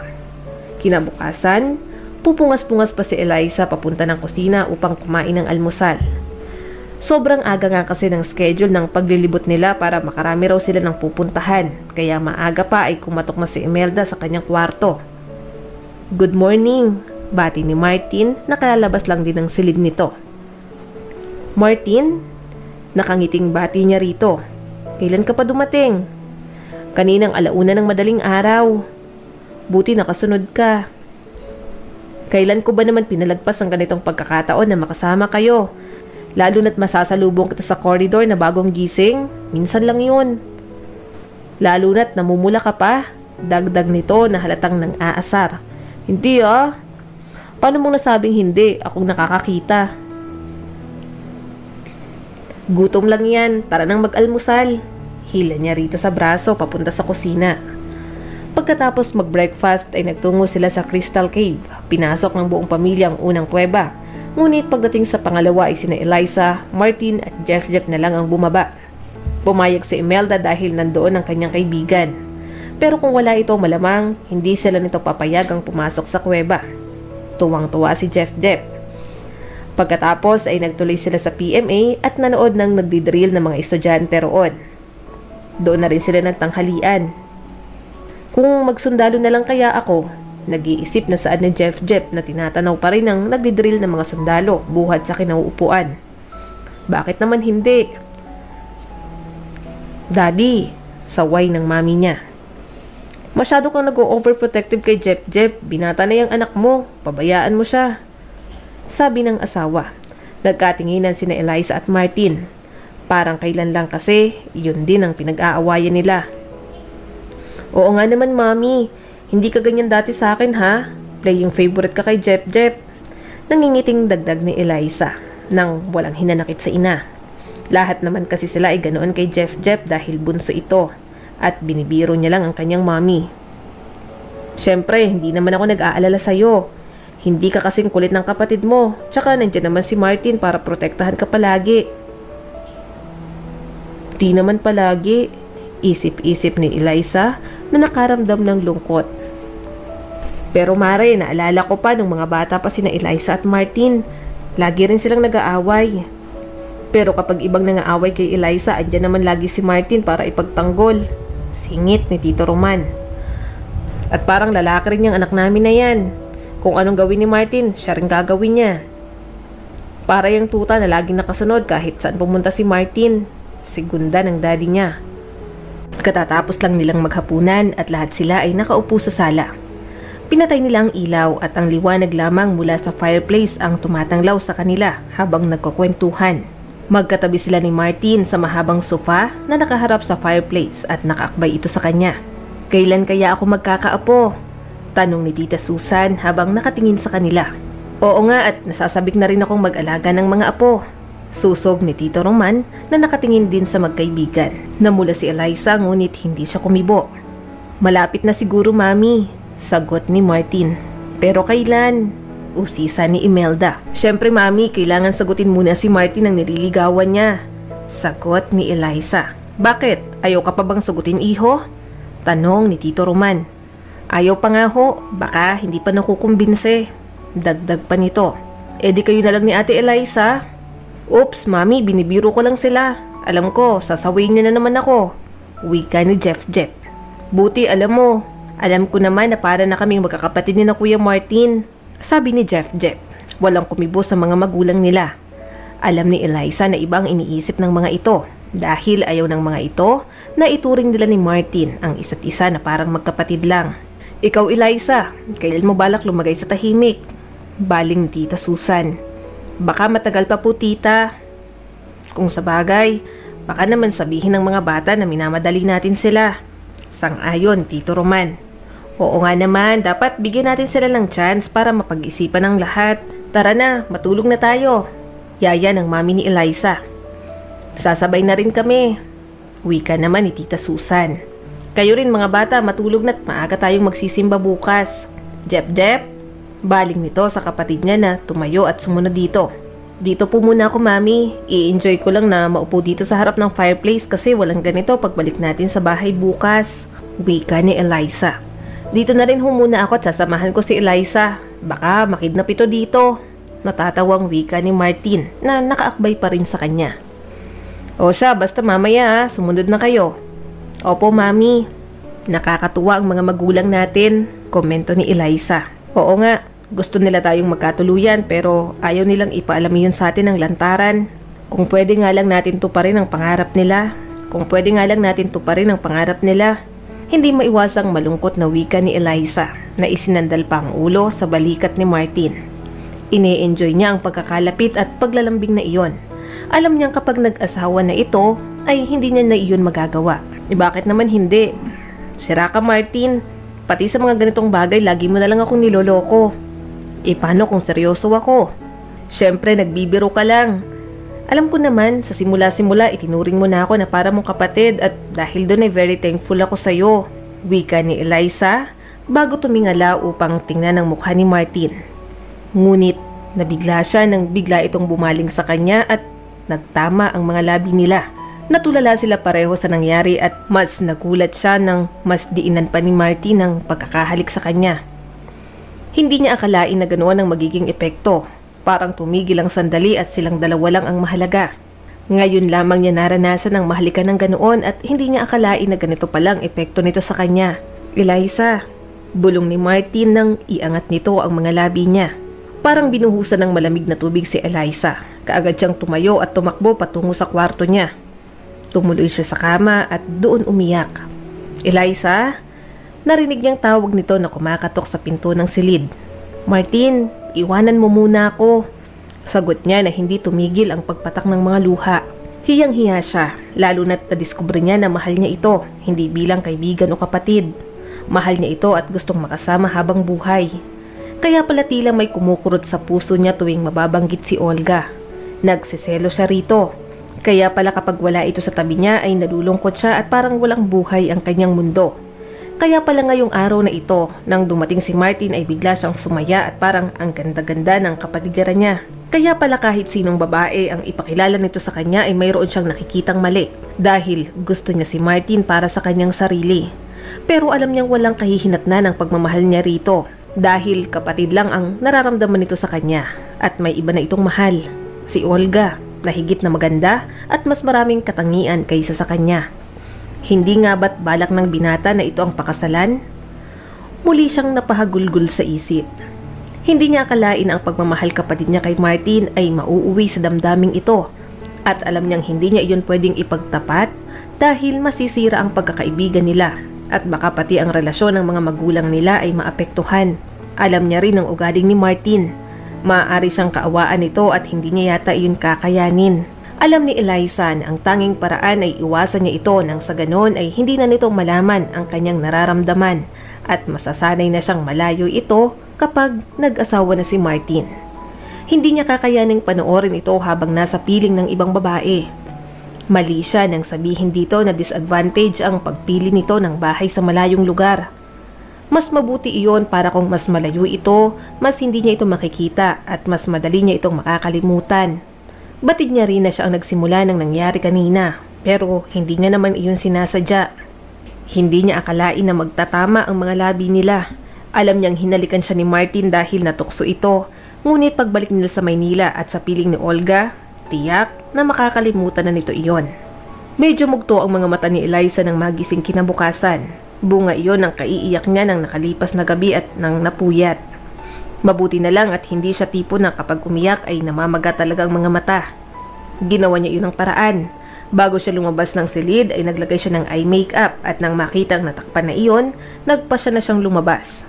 Hindi niya rin kinalimutang bitbitin ang kanyang shades at alam niyang makakatulong iyon at baka mamaya habang namamasyal sila ay bigla siyang mapaiyak, lalo na't kasama nila si Martin. Eliza, wala ka bang ganang kumain? Meron po. Akala ko pa naman nagda-diet ka na anak, magtataka na sana ako. Nagkatawanan ang mga kaharap nila. Alam niyang nakatingin sa kanya ang kababata, ngunit pinilit niyang sarili na huwag tumingin kay Martin. Nang si Martin ang nagmaneho ay pinabayaan niyang si Jeff ang tumabi dito. Dati-dati ay nakikipag-unahan siyang umupo sa harapan ng sasakyan kapag si Martin ang nagmamaneho. Kung nahalata ito ng mga magulang niya, hindi kumibo ang mga ito. Sa buong pamamasyal nila ay pinilit niyang huwag maiwag nakasolo kay Martin na hindi naman niya dating ginagawa. Mas madalas pa nga sila ang magkasabay na naglalakad. Martin, Eliza, magtabi kayo at kukunan ko kayo ng picture. Tawag ni Tito Roman na hawak-hawak ang kamera. Napilitan siyang sundin ito. Para naman kayong may away niyan, konting lapit pa Martin, akbayan mo si Eliza. Dagdag na instruction nito bago sila kinuna ng picture. Eliza, sandali. Iniiwasan mo ba ako? Hayag ng binata na hinawakan siya sa braso upang pigilin sa paglayo rito. Dahil sa pagkabigla ay mabilis niyang hinila ang kanyang braso. Hindi kita pagsasamantalahan, sabi nito na halatang nasaktan sa reaksyon niya. Mga bata, tara na't marami pa tayong pupuntahan, tawag ng mami niya. Nagpasalamat si Eliza dahil hindi niya alam kung ano ang sasabihin kay Martin. Ang totoo, masyado pang sariwa sa kanya ang nangyari sa pagitan nila nung nakarang gabi. At natatakot siya, hindi kay Martin kung hindi sa sarili niyang reaksyon sa mga hawak nito lalo na't alam niyang mahal niya ito. Bagaman pagod pa dahil sa biyahe pa uwi ng Maynila ng nakaraang gabi ay pinilit pa rin ni Eliza na gumising ng maaga. Papasok siya ng maaga upang hindi makasabay sa sasakyan si Martin. Kailangang simulan niya na itong iwasan upang masanay na niya ang sarili na malayo rito. Hindi niya kasi alam kung kakayanin niya iyon. Isa pa, para na rin mapagtakban niya ang nararamdaman dito. Hindi kasi sigurado na hindi ito makakahalata ngayong alam na niya, lalo na't kilalang kilala siya nito. Ang aga mo yata, iha, puna ng kanyang nanay nang maabutan siya nitong naghahanda ng almusal. Opo mami, may hinahabol kasi akong report. Teka iha, tama na ba sa iyo ang kinakain mo? Opo, sa opisina na lang ako kakain ulit. Nasabi mo ba yan kay Martin? Tawagan mo muna siya at baka duman pa yun dito. Habol pa rin ito nang nasa sala na siya. Napilitan siyang pumunta sa telepono at idayal ang numero ni Martin dahil nakaharap ang mami niya. Hello? Boses ng binata sa kabilang linya. Martin, si Eliza to. Sasabihin ko lang sana sa'yo na mauuna na ako at may hinahabol akong report ngayong umaga. Sumabay ka na sa akin at nakabihis na rin ako. Hindi na Martin, nagmamadali talaga ako at papalabas na ako. Natatarantang pagdadahilan niya. Huwag ka nang mataranta at mag-isip ng kung ano-ano pang dahilan. Huwag kang sumabay kung ayaw mo. Matigas na sabi nito sa kabilang linya. Pero Martin, sige, bye. Sabi nito na binabaan na siya ng telepono. Oh, ano daw? Tanong ng nanay niya. Okay lang daw po, pagsisinungaling ni Eliza. Dinampot na ang bag at inilapag sa upuan at saka muling nagpaalam dito. Si Martin daw. Anunsyo ni Rhea na tinatakpan ng receiver ng telepono. Pangatlong tawag na iyon ni Martin at ubos na ang dahilan ni Eliza. Kakausapin ko, sabi niya na mabilis ang tibok ng puso. Marahil nagtataka na ang office mate sa pag-iwas niya sa lalaki, pero hindi ito nagtatanong dahil nahihiya sa kanya. Hello Martin, nag-aalinlangan niyang sabi. Buti naman at kinausap mo na ako. May overtime ka ba ngayon? Wala. Kung ganun susunduin kita at kailangan nating mag-usap. Pero susunduin ako ni Lawrence. Ganun ba? Okay, sige, next time na lang kapag hindi ko na kailangang makipag-agawan sa oras mo. Dagdag nito na binabaan na siya ng telepono. Parang gusto niya nang maiyak sa nangyari sa kanila. Hindi niya akalain na sa ganito mauuwi ang halik na ibinigay niya rito. Mukhang tuluyan ng masisira ang pagkakaibigan nila at ang magandang samahan. Pero wala siyang magagawa. Hindi na niya maibabalik ang halik na pinagsaluhan nila at ang nakaraan. Hindi niya alam na ganito kasakit ang magmahal. Doble pa dahil nawalan siya ng kaibigan. Hindi niya alam kung papaano pakikiharapan si Martin na hindi nito nalalaman ang nararamdaman niya para dito. Siguro nga mas mabuting magalit ito sa kanya kaysa malaman nito ang totoo at kaawaan siya nito. Tulad ng dati nilang ginagawa ay dumaan lang sila ni Lauren sa ice cream parlor para magmerienda at pagkatapos ay nagtuloy na sila sa bahay nila. Alam mo, kanina ko pa napapansin na malungkot ka, wika ni Lawrence. Napagod lang ako sa biyahe kahapon. Bukas wala na to. Baka naman may dinaramdam ka. Wala. Siya nga pala. Gusto mo bang sumama sa akin sa Sabado sa Nueva Ecija? Ano naman ang gagawin doon? Nag-aalang ang tanong niya. Pinsan nga pala ito ni Olga kaya parehong taga Nueva Ecija ang mga ito. May inuutos lang sa akin ng mami at babalik din tayo kinahapunan. Sige na, sumama ka na para hindi ako mainip sa biyahe. Okay, sige. Babalik din naman pala kaagad. Kaysa magmukmuk siya sa bahay kaiisip kay Martin ay maiging ang sumama na lang siya kay Lawrence sa probinsya. Sige, sure na yan ha? Magdala ka na nga lang pala ng bihisan mo at ililibot kita sa farm. Baka kasi madumihan ka. At ngayon uuwi na ako para makapagpahinga ka na. Sabi nito na tumayo na. Tinawag ni Eliza ang kanyang mga magulang para makapagpaalam si Lawrence at sa kanya ito sinamahan sa sasakyan nito. Paano? Susunduin kita ulit bukas. Nakangiting wika ni Lawrence. Tumawag ka muna at baka may overtime kami. Nakapagdesisyon na si Eliza na bibigyan niya ng chance si Lawrence kung sakasakaling manliligaw nga ito sa kanya. Total, wala naman siyang pag-asa sa tunay niyang minamahal. At sinabi nga ng ibang tao na natuturuan ng puso kung sino ang mamahalin. Pwes, iyon ang ituturo niya sa kanyang puso. Wala naman siyang dahilan para hindi iyon mangyari. Na kay Lawrence na halos lahat ng qualities na hanapin ng isang babae sa lalaking gustong makasama habang buhay. Pero pakiramdam niya, panghabang buhay na niyang iibigin si Martin. Ganoon pa man ay sisikapin niyang kalimutan ito upang kahit papaano ay lumigaya rin siya. Okay, sige, good night. Patulog ka na pag alis ko. Nakangiting wika ni Lawrence. Ingat, sagot niya at sumakay na ito sa kotse. Wow, ang sweet naman. Narinig niyang wika ni Martin na lumabas mula sa pinagkukublihang poste ng Meralco sa gilid ng bahay nila. Martin? Gulat na wika ni Eliza.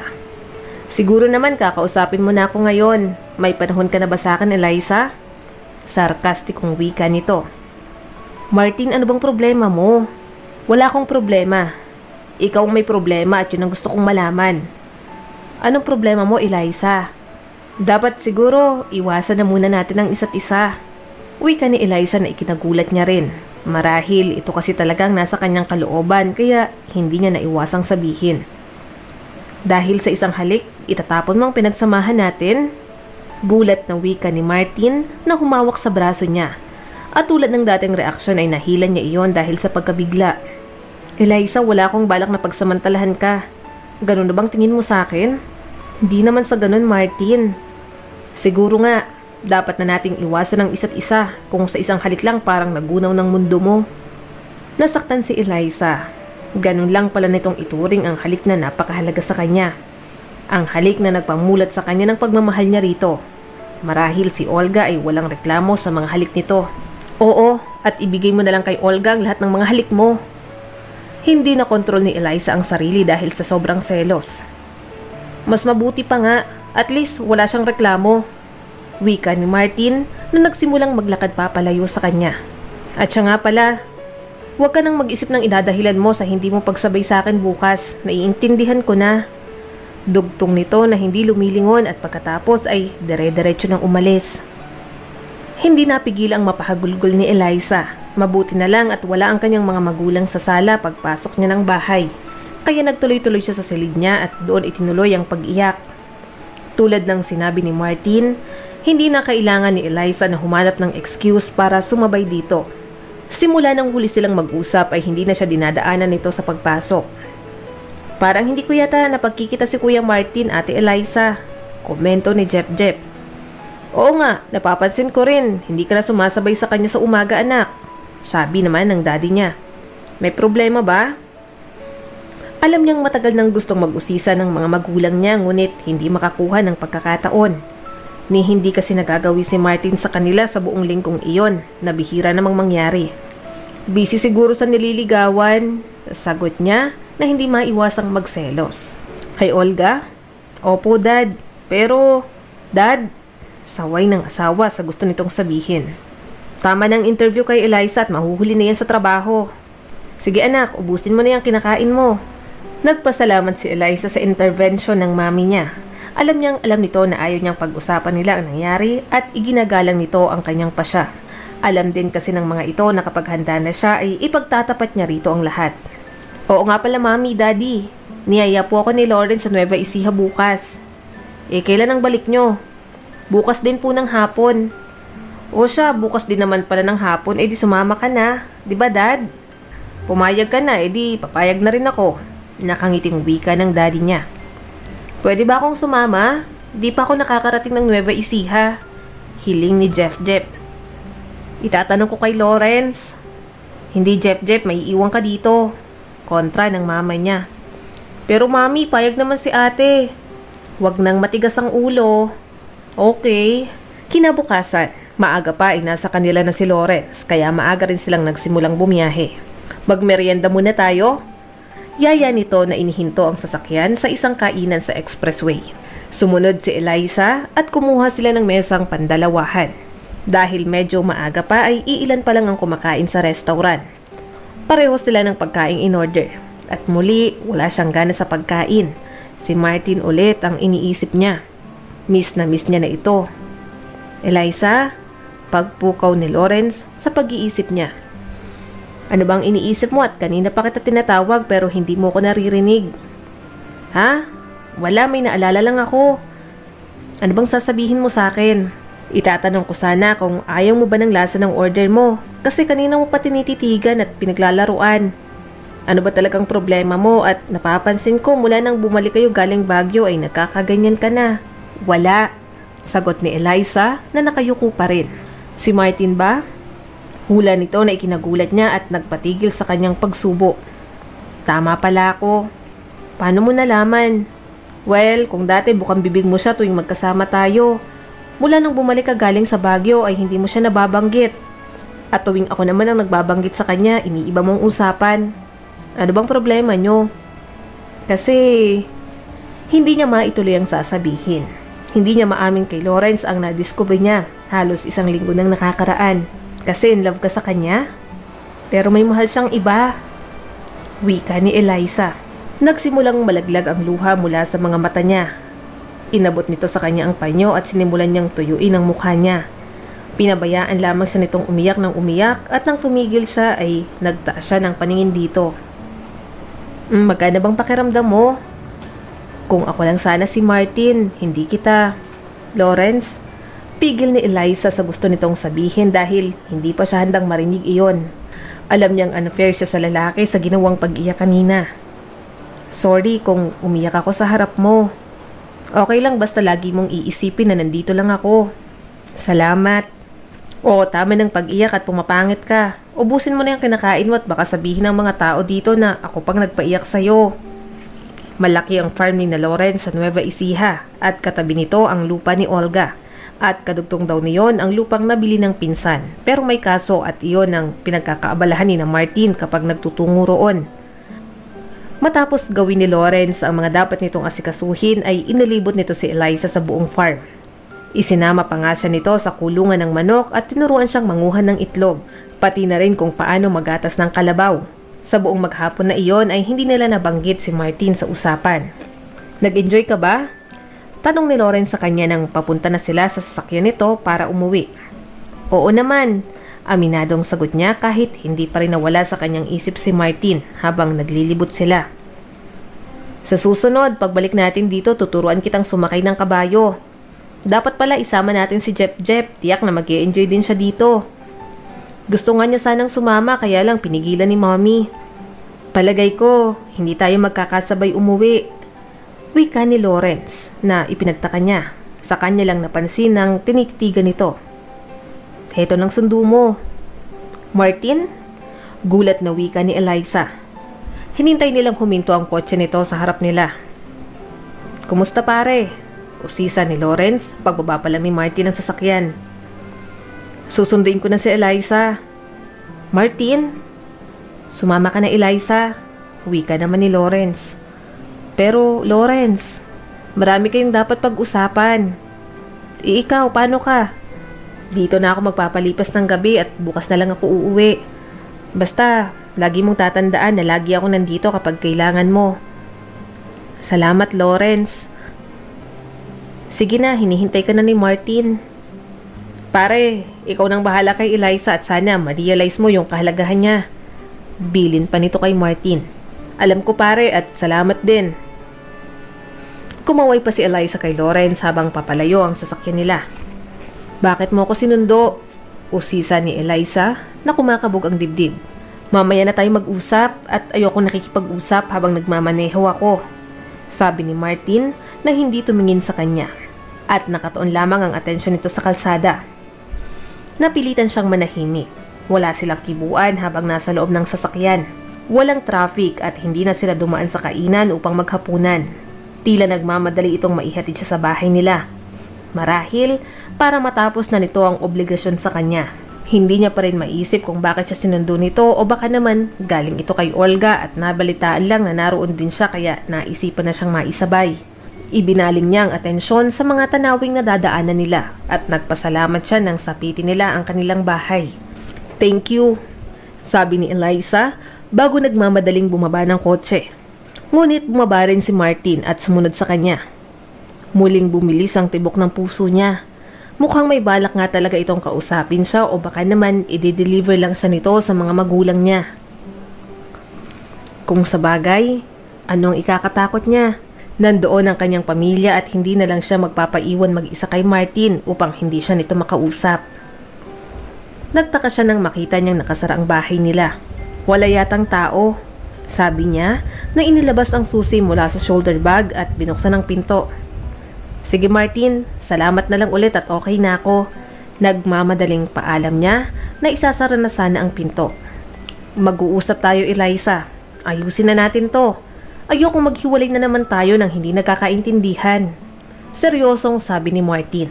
"Okay, sige, pumasok ka." Wika ni Eliza bago naupo sa sofa. Bakit nga ba hindi pa nila linawin ang lahat? Ano nga ba ang dapat niyang ikatakot? Tiyak na maiintindihan siya ni Martin. Hindi ba lagi naman, kaya nga ito ang matalik niyang kaibigan. At mas mabuting ang maghiwalay sila ng nagkakaintindihan kaysa masira ang pinagsamahan nila. "Gusto mo ba ng makakain?" Naalala niyang alok, gabi na rin kasi at oras na ng hapunan. Isa pa ay gusto niya ring iantala ng kaunti ang pag-uusap nila dahil sa malakas pa rin ang kabog ng kanyang dibdib. "Mas mahalaga ang pag-uusapan natin, Eliza, kaysa sa pagkain. Umupo ka na," sabi nito kaya napilitan siyang sundin ito. "Alam ko na nagbago ang lahat dahil sa halik na yon at hindi na natin maibabalik yon. Pero I hope hindi tayo magkaganito." Umpisa ni Martin na titig sa kanya. "Gusto mong maging magkaibigan pa rin tayo?" "Oo naman, matalik na kaibigan tulad ng dati. Pero papayag ba si Olga na magkaroon ka ng best friend na babae?" "At bakit naman siya hahadlang? Ano namang kinalaman niya sa atin?" Nagtatakang tanong ni Martin. "Dahil siya ang babaeng mahal mo at siya ang balak mong pakasalan." "At sino namang may sabi sa'yo?" "Ikaw. Sinabi mo 'di ba? Balak mo siyang ligawan. At saka sinabi mo rin na kapag nagka-girlfriend ka ngayon, pakakasalan mo na." "Sinabi ko lang yon para matigil ka na sa pagrereto mo sa akin ng kung kani-kanino at para pagsilosin ka." Paliwanag ni Martin. "Pagsilosin ako?" "Oo, baka kasi sakaling ma-realize mo na higit pa sa pagmamahal kapatid ang nararamdaman mo para sa akin. Sapa, ikaw lang ang babaeng inalo ko. Hindi lang iisang beses, napakasalan ako. Pero binibiro mo lang ako, 'di ba? Mukha ba talaga akong nagbibiro kaya never mo akong sineryoso? Kung sa bagay, baka ganun ko ngayon napapalabas dahil sa takot ko sa sasabihin mo." Seryosong sabi ni Martin. "At siguro ganun nga yung style ko. Pero Eliza, pakakasalan mo ba ako kung mangangako ako sa'yo na mamahalin kita habang buhay?" Wika ni Martin na lumuhod pa sa kanyang harapan at kinuha ang kanyang kamay. Itinapat iyon sa dibdib nito at naramdaman niya ang mabilis na tibok ng puso. Halos kasing bilis din ang tibok ng puso niya. "Totoo ba yan, Martin?" Hindi makapaniwalang tanong ni Eliza. "Sandali lang," sabi nito na tumayo at lumapit sa telepono nila at may tinawagan. "Mami, inaalok ko ngayon si Eliza ng kasal," sabi nito sa kausap sa kabilang linya. "Siyempre nagbibiro ka na naman," biglang wika ni Eliza. Iniisip na ginugood time lang siya ni Martin. Iniabot nito sa kanya ang telepono at narinig niya ang boses ni Tita Susan. "Tinanggap niya ba, iho?" Excited na tanong nito. "Martin?" Sita niya sa lalaki na tinakpan ng receiver. "Mami, tatawagan ko na lang kayo ulit at hindi pa siya sumasagot. Pakisabi kina Ninang na safe si Eliza dito." "Nasa inyo sina, Mami?" "Ang buo mong pamilya at palagay ko, pati na rin si Manang Charing." Nakangiting wika ni Martin. "Pero anong ginagawa nila doon? Nung sinundo kita, sinabi nilang pupunta sila sa bahay namin at doon tayo hihintayin. Pero dito mo ko dinala gayong alam mong wala sila dito?" "Tama ka, para makapag-usap tayo ng sarilinan. So anong sagot mo sa proposal ko? Kailan mo pa yan nararamdaman?" Seryosong tanong ni Eliza. "Siguro noon pa, pero noong araw-araw kitang inihahatid sa opisina, saka ko lang na-realize kung ano talagang nararamdaman ko. Lalo na't pinagseselosan ko pati yung mga manliligaw mo. Pati nga si Christian. Kaya nga inaway kita nang manood kayo ng sine. Nakita ko kasi na inihatid ka niya nang mapadaan ako sa tapat ng bahay niyo nung gabing yun. Kaya pala bad mood ka nang umagang sunduin mo ko. Kaya ba hindi ka nag-girlfriend nitong mga nakaraan? Oo. Anong silbi ng pakikipagrelasyon ko sa iba kung hindi rin lang ikaw? Kaya lang hindi ko alam kung paano ko sasabihin dahil pagtingin kapatid lang ang turing mo sa akin. Pero baka atakihin ka sa puso kagaya ng sinabi mo sa akin last time kapag sumagot ako sa iyo ngayon. So ibig sabihin ba niyan? Oo nang sagot mo sa akin? Baka dahil sa tuwa ay talagang atakihin ako. Sige na nga. Yes na. Pakakasal na ako sa'yo. Nakangiting wika ni Eliza. Natulala si Martin sa kanyang sagot bago siya niyakap nito at hinalikan sa labi. Bakit ang higpit ng yakap mo? Tanong ni Eliza nang hindi siya binibitiwan nito kahit magkalayo na ang mga labi nila. Baka kasi magbagong isip mo at magtatakbo ka na naman. Natakot kasi ako sa nangyari. Hindi ko akalain na tatama yun sa labi mo at hahalikan mo rin ako. Nasyak nga rin ako nang mangyari yun at nawalang kontrol ko sa sarili ko. Hindi ko naman sinasadyang takutin ka. Actually, hindi naman ako natakot sa'yo. Natakot ako sa reaksyon ko sa halik mo. Natakot ako sa sasabihin mo lalo na nang ma-realize ko na mahal na pala kita. Kaya pala kung ano-anong hindi magandang nakikita ko sa mga nagiging girlfriend mo dahil nagsiselos ako. Kasi gusto kita para sa akin. Kaya mo ba ako iniiwasan itong mga nakaraang araw?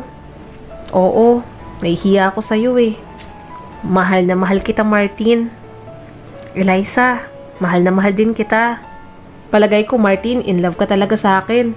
Biruin mo, ipinagpalit mo si Olga sa akin na sobrang ganda. Tanga na lang ang lalaking hindi magkakagusto sa kanya. Siguro nga tanga ako kasi walang epekto ang ganda niya sa akin. Pero nakakasama mo siya sa mga dinner dates at pumupunta ka pa nga sa Nueva Ecija.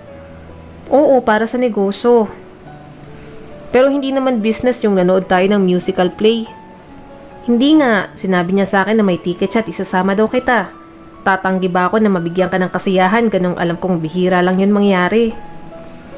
Sigurado ka bang hanggang business lang ang gusto sa'yo ni Olga? Hindi ko alam at hindi ko na gustong alamin pa. Pero si Lawrence ang hindi ko inaasahang kasama sa package ng panonood ng libreng musical party. Tsaka, alam mo, nagselos talaga ako sa kanya. Nagselos ka?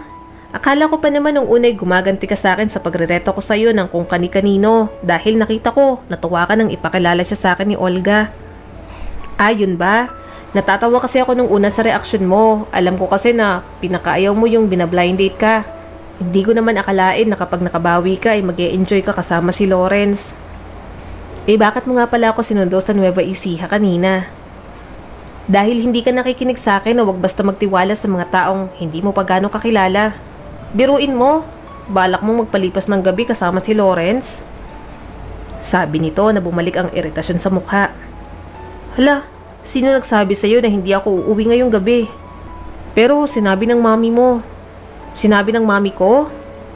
Anyway, sulit naman ang pagod ko dahil nalaman kong mahal mo rin ako. Siya nga pala, bakit pa na yung sama mo kay Lawrence? Nakakunot ang noong tanong ni Martin. Magaan kasi ang loob ko sa kanya at akala ko hindi mo ako mahal, so pinag-aaralan ko siyang mahalin. Sira ka talaga at natutunan mo naman. Nasa step 1 pa nga lang ako, dumating ka na. Huwag mo na ulit gagawin yun kung hindi, mananagot ka sa akin. Ako lang ang dapat mong pag-aralang mahalin. Martin, bibilhin ba natin yung bahay? Ikaw, anong desisyon mo? Hindi ba may nakita kang disadvantages? Akala ko kasi si Olga yung ititira mo doon. Pero kung ako, okay lang kahit saan, basta kasama kita. Well, malalayo tayo masyado sa pamilya natin. Siguro, bili na lang tayo ng ibang property. Kung okay lang sa'yo, mas lalong okay. Siya nga pala, bakit alam ni Olga na may balak kang bilhin na bahay? Kaibigan niya kasi yung may-ari at siya ang bumanggit sa akin na ibinibenta yung bahay. Kaya pala. Ilang sandali pa ay nag-ring ang telepono. Baka sina mami na yan. Hello, mami? Opo, pumayag na si Eliza. Sige po, hihintayin namin kayo. Baka akala nila kung ano nang ginagawa natin dito. Nakangiting wika ni Eliza. Hindi sila nagkakamali.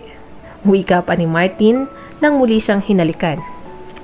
Makalipas ang 1 taon, sa bagong tayong bahay ni Martin at Eliza, nakaschedule ang get-together ngayong buwan na ito, kaya kompleto ang pamilya sa sala at nakakasiyahan sila.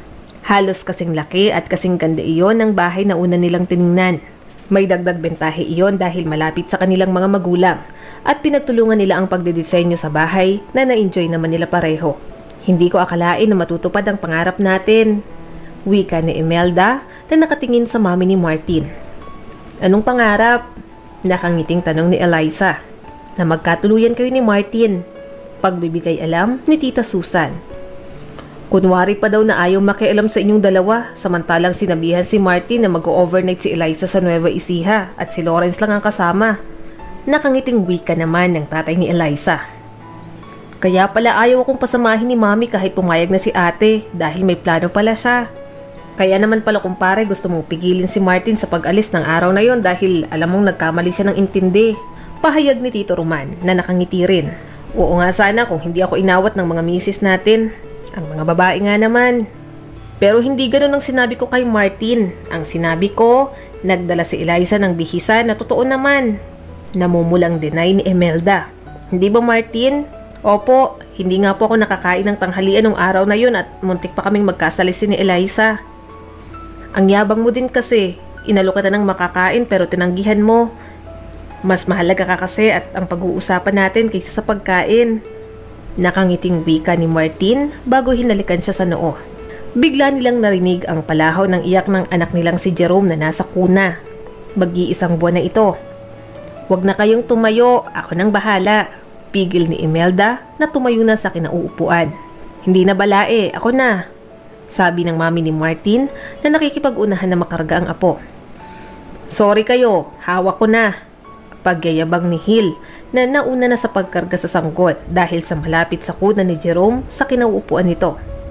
Tahan na baby, nandito ng kamukha mo. Pag-alo nito sa apo. Pwede bang isa pa Martin? Baka ako naman ang kamukha. Nangingiting hiling ni Tito Roman. Nagkatinginan sina Eliza at Martin bago nginitian ang isa't isa. Maraming salamat sa patuloy na panonood sa aking munting channel. Kung nagustuhan mo ang videong ito ay huwag mong kalimutang mag-like and subscribe at pakipindot mo na rin ang notification bell para updated ka sa mga susunod nating video.